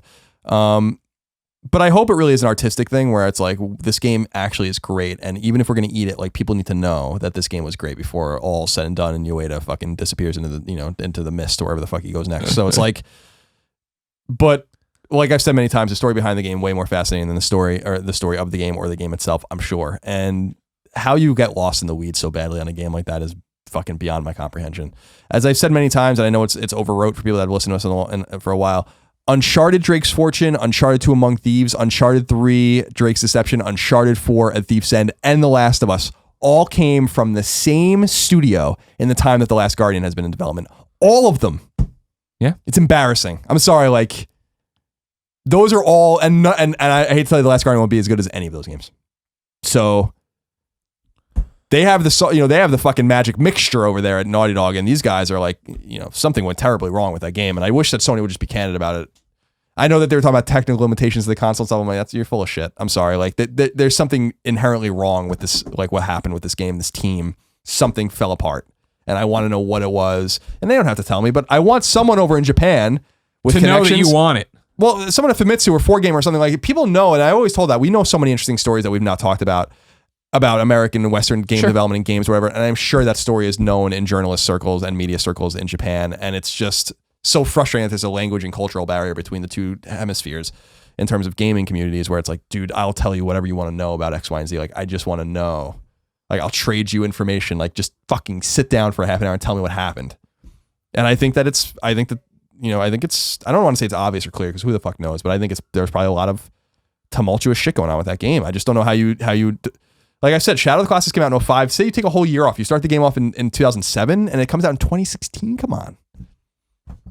It's embarrassing. I agree. No, I agree. I'd love to know if I were them, happened. I'd be like, you're done. You're all done. And this game's canceled. And I would have done it 5 years ago. So if the game turns out to be great in one of these tour de force PS4 games, which I don't think it's going to be, then fucking more power to them because they saw, everything that we didn't know. How would we have known though? And that's the whole thing of like, what I think Omnistalgic, what his expectations speak to what I'm talking about, right? Is like this game, my dumb prediction of that it'll be released day and it's out now, right? It'll be out. It's a digital game right now. You can buy it at retail later. If you paid the full price on Amazon, that's like the crazy part. Your money will be refunded. It's gonna be $20. It would bring down this guy's expectation. Who he is, The Last Guardian has to do nothing more than tell a great moving story with memorable puzzle. Oh, right.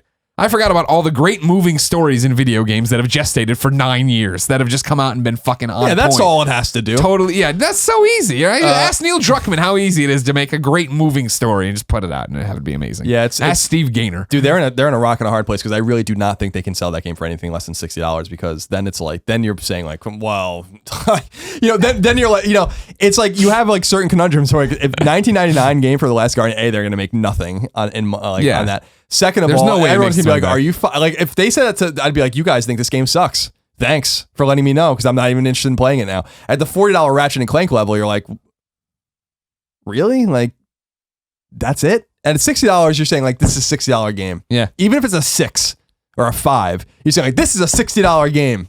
Like, we've charged you $60 for the order, so you've eaten shit before. Enjoy it again. Crash Bandicoot came back from the dead to write into PS I Love You and says, "Hey, Colin and Greg. Hi. So I haven't heard much about Ni no Kuni 2 since PSX last year. Do either of you have any thoughts and or predictions on the game in regards to E3 announcements? No. Thanks, Austin." No. You don't think it'll be there? No, I don't. I really don't feel like I thought that was awesome to show that at PSX. I think that game's probably still really far out. And an RPG like that, Level 5 is a smaller studio. They're not small, but they're a smaller studio. They take their time. Studio Ghibli's not doing the art this time, I don't think. So you don't so that must be sourced inside or from another studio. I would say fall 2018 at the earliest for that game is my opinion. I hope I'm fucking radically wrong on that. I hope it's out tomorrow. It's one of those for Ni no Kuni 2. I think we talk about this all the time. how stretched thin every company is with all these different conventions, right? If Ni no Kuni 2 makes another appearance, I would say it makes another appearance at PSX again, because that's its audience. Let's talk. I mean, like I made the prediction on this show, right, that it's going to be Vita will be set on stage no more than 3 times, and that's being generous, right? Like, but I think PSX there'll be a bunch of Vita announcements, and there'll be a bunch of Vita talk as usual. Gio Corsi will come out in his hockey jersey, and here we'll talk about Vita, just like I think you'd put Ni no Kuni there. And I think your knee-jerk reaction might be that, oh no, they'll talk about it at TGS, but no, because TGS is the same way, where Ni no Kuni made its money here in the West. Correct me if I'm wrong. Yeah, murdered in the West. That was the thing, is that Ni no Kuni, I think, sold over 1 million copies in the West. That's a really extraordinary amount, and it killed what it did in Japan, which is extraordinarily weird, because that game really is Japanese as hell, you know? Yeah. But I think that they have to look at it strategically. The renaissance of JRPGs is about to happen, right? And so even if for some reason Ni no Kuni 2 is ready in the next year, I wouldn't fucking release it in 2016 or 2017 ever. Because you have Final Fantasy 15, which is going to burn for a long time. Persona 5 is going to be huge. You have Star Ocean coming out. You have a lot of games, and then you have smaller games. I Am Setsuna and all Cosmic Star Heroine, games that are really like appealing to that. Rainbow Skies rather is coming out soon. I would just let this shit happen, and then just let it chill, because I think that one of the reasons that Ni no Kuni did so well in the first place was everyone's like, oh, by the way, like here's a Japanese role playing game. Doesn't it look great? If you do that in the crisis that we're going to go through as JRPG fans in the next 18 months, where people are just going to be like going crazy because it's time that all these games that have been gestating for a long time come out. I just feel like Ni no Kuni's a long ways out. I'd like to be wrong, but I think for the market and for it to resonate the way the first one resonated, you have to give it space. So I don't think it's going to be at E3. I don't even think it'll be at PSX. I think that game will be seen at TGS next year. Oh, wow. Okay. And then maybe they'll have some sort of release information in 2017 for it to come out in the fall 2017 maybe, or early 2018. And then, that game will definitely come out in Japan first. So although it doing so well in the West indicates maybe a global release, but that's what I think is going to happen with Persona. But I'm hearing. I think they would have. I don't believe it for Persona. They would have said it by now. They would have said it at the same time. The thing about Persona is that no matter how big it is in the West, it's way bigger in Japan. But that's the opposite thing. In they probably want to get it out there as quickly as possible. The thing that's disappointing about Persona 5, and I'm not a Persona fan. I don't want to act like I'm a fake. But you're Persona excited fan. for the game. I am excited for the game. And I've been thinking about going back to play Golden again. It's just kind of marinating in my mind, but. The one thing that's going to be disappointing for Persona 5 fans is that game's going to get shit spoiled out of it if it doesn't come out. And I hope Sega and Atlus are smart enough to know that they need to get that game out as soon as possible in the West, because people are going to be really like upset. Like we could avoid that stuff with Uncharted, but if you have to wait 6 months for a game that you really care about and people are importing it or getting it, and people are going to ruin that game for people. Here's my counter argument is that I think it's a much harder game in series to spoil. Because even getting to Persona 4's true ending, finding out who the killer is, all these different things. Sure, it's this man or woman. Okay, whatever. It's about the relationships I made and the choices I made. It's harder for somebody to jump in and be like, at the beach scene, Teddy's going to say this, and if you say that, blah, blah, blah. Like, I'm not going to read that comment deep enough to get there. Whereas if it's just like, the killer is Nanako. It's like, oh, fuck. Like, whatever. I didn't expect that. That's what I'm nervous with Danganronpa 3, which is why I think that they will do like a day-and-date kind of thing with that as well, because that is a much easier game to spoil. Sure. Now that game has like emotional resonance here, where it's sold like hundreds of thousands of copies in the West, which is, modest, but good. I just hope that they're smart enough to know that game, I know that game is Japanese. I know that the Japanese audience is going to buy it to the tune of millions of copies. And I know that is a game that they're very proud of over there. We've both been to Japan multiple times, and we've both seen the resonance of Teddy and all of the characters, and there's merch everywhere and people love that shit. But I hope that they realize that we love it here too, or that there are people, I don't want to say we, but there are people here that love it too, and that we aren't owed anything, but it's just smart to get that out as soon as possible. I'm sure they're trying. I think they would have made a statement by now. Final question for PS I Love You XOXO E3 edition comes from Hugh Bear, who says, hi, guys. Hey. Long-time listener and first time asking a question. What is the biggest announcement to come from an E3 that never materialized? P.S. I love you. Long live the Vita. The Agent has to be one of them. That's a significant one for Sony. I can't think of any others from Sony that Hugh Bear, I didn't read it. He made the one that I always jump to, BioShock Vita. Oh, that was at this point, but that's not as big as the Agent. I agree. Rockstar exclusive. I agree. You just said that. I'm just saying. I think that's like on the second tier. Don't get me wrong. Oh yeah, no, that was awesome. Because I was so excited about it, especially because it was supposed to be a tactics game and stuff. Yeah. I was like, oh, you have to be fucking kidding me. Oh, by the way, BioShock Collection, just fucking release it already, please. I'm fucking tired of waiting for it now. Do you think it's at E3? Think The thing that when Ryan McCaffrey was teasing that they had a IGN first, I was like, fuck, it's Bioshock 3. Like I was like, yes, please be Bioshock 3 and just release those goddamn games already. But then did you see Will Powers immediately tweet after him like, big news tomorrow? I was like, oh, Deep Silver's doing something with IGN. Oh, I know, I didn't see that.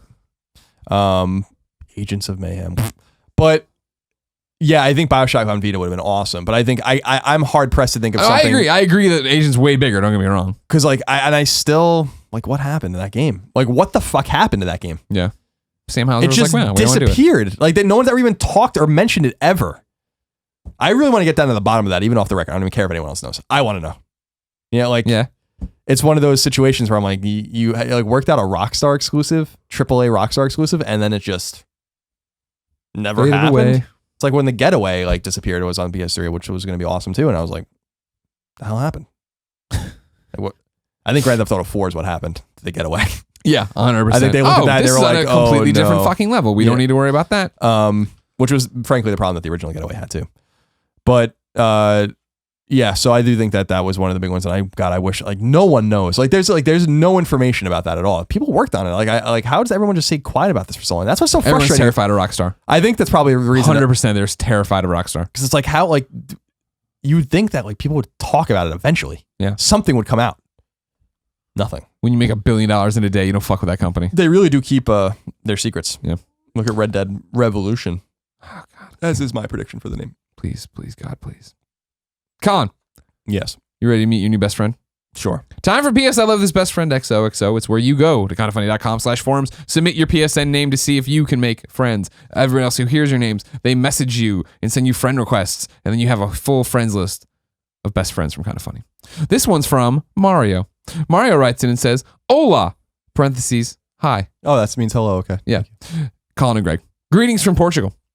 I've been a PSN user since the first day. Here, PS3 launched on the 27th March 2007. Oh, it just rolls. No, March 27th. You know what kind of podcast you're writing into. Cut the shit. And I only have 2 PSN friends, and they both are my cousin. His first account had age restrictions. His second has not. Since I don't have any friends to play video games with, and to be honest, I don't have any friends. Yes, I know I have the best friends, but that kind of friends that you can't really hang out with. Yes, I know I can during Kinda Funny Live or other events you guys do, but I can't afford the travel costs. So I'm here to request some love from this beautiful community. These days, I've been playing Overwatch, parentheses, I know, big fucking dork, end parentheses, and I usually play some Rocket League. My PSN ID is GU1993. Now that's GU 1993. I say it Goo. How do you say it? Yeah, I would say that's right. Goo being a former nickname, explaining the difference from my Kinda Funny forum name. Please, Shuhei, let's change your name. Then he says, Obrigado, and then he puts in parentheses, thank you, Mario. So everyone go friend Goo, GU 1993. Send Mario some love. Tell him he has real friends in this world. And also know that this best friend was brought to you by Loot Crate. This episode is brought to you by Loot Crate. Loot Crate is a monthly subscription box service for epic geek and gamer items and pop culture gear. For less than $20 a month, you get 4 to 8 items that include licensed gear, apparel, collectibles, unique one-of-a-kind items, and more. Make sure you head to lootcrate.com/PS and enter the code PS to save $3 on a new subscription. Loot Crate is more than just a subscription service. It's an entire community of fans that share their experience and interact with each other around the unboxing of each month's crate. And Loot Crate guarantees more than $40 in value in every crate. Sometimes it's a lot more. Every month there's a different theme, and all the items are curated around that theme. June's theme will be exploring some of the ways things can go wrong with Dystopia, featuring classics RoboCop, Terminator 2 Judgment Day, and The Matrix, and faves that are new, like Bioshock Infinite, Fallout 4. We've got a figure, cool collectibles, and of course, our dystoperific monthly tea. You sold on it yet? Still not enjoying them dystoperific? We'll get you. We'll wear you down. Remember, you only have until the 19th at 9 p.m. Pacific to subscribe and receive that month's crate. And when the cutoff happens, Jackie T, that's it. It's over. So go to lootcrate.com/PS and enter code PS to save $3 on your new subscription today. Colin, let me regale you with this week's Forgotten PlayStation game. Now, this is one we've letting the fans have their say. It's been great. Great job, everybody. I'm always ready to take back the reins when I need to, but everybody's just out there, so I've just been letting it go. But then Chris Shriver tweeted me this weekend with the game that needed to be this week's Forgotten PlayStation game, And I said, yes. So I'm taking his suggestion, but using it as mine because I have all my work. Monsters probably stole my princess. You remember this PlayStation Mini? I remember playing it and loving it, but then I remember being Dracula and I was chasing. I had to go look at it. PlayStation Mini, you're jumping up, you're landing on platforms, you're getting combos from completing your jumps, and your whole goal is just to hit a monster 3 times. Then you grab him, you like pile drive him into space and bring him back down to Earth and do all these different kill moves to him. Trying to get to your princess. Takes you about 10 minutes to go through the story, which is disappointing, of course, but then there was all these score attack modes, medals to unlock. There was a bunch of cool shit there, especially for a mini. So I went back and watched my video review so I could remember more about it. It blew my mind that there was a video review for this, and it turns out it was so good. It was the first and only probably PlayStation Mini we ever gave a video review to. Trying to think. Those were the days. Did I do one for Space Shooter for $2? Good question. That would be the only other one that possibly could have had it. Yeah. But yeah, 5 different worlds, a monster to beat that inhabits each one's. Go get it. Mediatonic put it out. Good folks, good game. Now let's go from good to bad. This is the PSN's worst name of the week. Colin, do me a favor. Say something. 1, 2, 3, 4, 5. Thank you. Now lean back. Put up your feet. We have quite the fucking story for you here. This one comes Oh my God, how long is this? from Omar's Coming Yo. A page and a half, no big deal. All right. I'll go fast, right? And you're gonna like the name. Okay. And like some of the story's funny. When creating my PSN ID after making the switch from 360 to PS3, I had no idea you were unable to change your name. I take some solace in the fact that I can create kind of funny, but under the radar. Yeah, I don't know what that means. Sexually implicit usernames. That didn't make any sense. On Xbox 360, I was known as I Fist Brown Eye. Now that's I Fist Brown and then the letter I again. For the longest time, and was never forced to change my name even under their strict TOS. In fact, I eventually paid to change it. There's a whole bunch of shit here. I wreaked havoc in the Halo kill feed. You were splattered by an 18-inch SFT. You were down by 8 inches. I'm lost on what he's talking about now. You vetted this No, I didn't. I Fist Brown Eye is the worst PSN name. I'm done. All right. His gibberish thing here. All right, we need English. We need it bad. Yeah, sorry. Now, I Fist Brown Eye. Yeah. Yeah, that's a good one. Yeah. So you didn't need to read that whole story. No, the story on the back end's funny. The prose he just got is going. unnecessary. No, he got way too bad. Because he calls Sony support and he has to spell it out. But it was really that part's funny. But I didn't realize he'd been drinking fucking lead paint when he wrote the intro. Oh, okay. So that's kind of upsetting. Yeah, that is upsetting. So yeah. But it saved us a lot of time. Please go to hospital. Go to hospital, sir. Please go to hospital. Help there. People give medicine. Help give you make medicine. Medicine give you help. Ladies and gentlemen, this has been PS I Love You XOXO episode 39, the final show before E3. Thank you so much for being a part of it. Remember, PS I Love You XOXO is kindoffunny.com's PlayStation podcast. It posts every Tuesday at 9 a.m. Pacific time, so go there on the iTunes, get it on the youtube.com/kindoffunnygames. Subscribe to all the Kind of Funny channels. There's 2 of them. It's not that much. But most importantly, for this E3, be ready for all sorts of coverage for us. Sunday and Monday, pre and post shows for every conference except the PC gaming one. Haha, lol. Go to twitch.tv/kindoffunnygames 30 minutes before every conference. Then we host the conference. Then we come back and give you your conference update as a Gamescast, with the exception of Monday nights, PS I Love You XOXO, which will be your episode for the week. And it'll be glorious. We'll talk about everything E3 related. Then Tuesday, from noon to 4 p.m. Pacific time, we are, again, live on twitch.tv/kindoffunnygames from the E3 show floor with all sorts of guests, updates, gaming things to talk about. It'll be fun. And then Wednesday and Thursday, we are out and about at E3, seeing games, doing podcasts, interviewing folks, having good times, eating convention food. I avoid the pizza when I can. But they usually have like a granola bar. The place too. at like the Galaxy thing. No, yeah, that place sucks. anything packaged from outside of it, and that and a cup of coffee from there is all right. I can get by with that. No. And that will all go up on youtube.com/kindoffunnygames. So if you're not subscribed already, please go subscribe there. We're gonna put up a lot of content, like a lot of it. Some might say too much. So you need to watch it all to make it feel like it was worth it. We'll spread some of it out. Kevin will be there. He'll be doing dumb stuff. You know, Kevin hurt his neck. I know. You know how he hurt it? You told me that a few hours ago. Sleeping. Hurt his neck. I did the sleeping. same thing, dude. It happens. It's bad. I fucked my back up sleeping. I also fucked my back up banging your mom last night. Damn, you know my mom! Ladies and gentlemen, every episode of PS I Love You XOXO ends in a segment called Singing a Shoehei. This is where one of you talented motherfuckers goes to kindoffunny.com/PSM. Submits your song. Give me a downloadable link. Usually these are off SoundCloud, and a YouTube video link. Because at the end of our YouTube video, I link to your YouTube video, and at the end of our MP3, I play your MP3. Today's comes from Johnny Ed. What? Johnny Ed says, hello, Colin and Greg. We're a newly formed alternative rock/grunge band called Honey Spider from the northwest of England. Oi! And we've just uploaded our first single to the whole wide world web. Half of the band has been listening to you two for many years now, and would be honored if the doorbell's ringing. It's probably the waterman. All hell's breaking loose, and would be honored to hear our track played on our favorite podcast. He spelled favorite with a U. That's how you know he's really European. I don't like the track is called Safe Haven, and we produced it. It was produced by our singer/guitar player, Matt. You can find us at facebook.com/honeyspider. Oh, hell's breaking loose. Hurry up. One dog barks, the other dog barks in response. Come here. Or at Honey Spider Band on Twitter. Thanks, guys. Johnny Ed. P.S. We really fucking love you.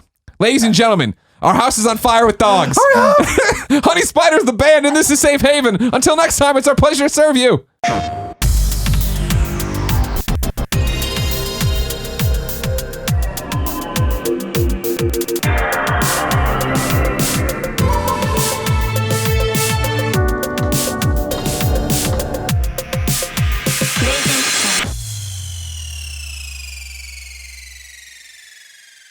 Oh my God, yes. Yes. Ladies and Sir gentlemen, Daniel.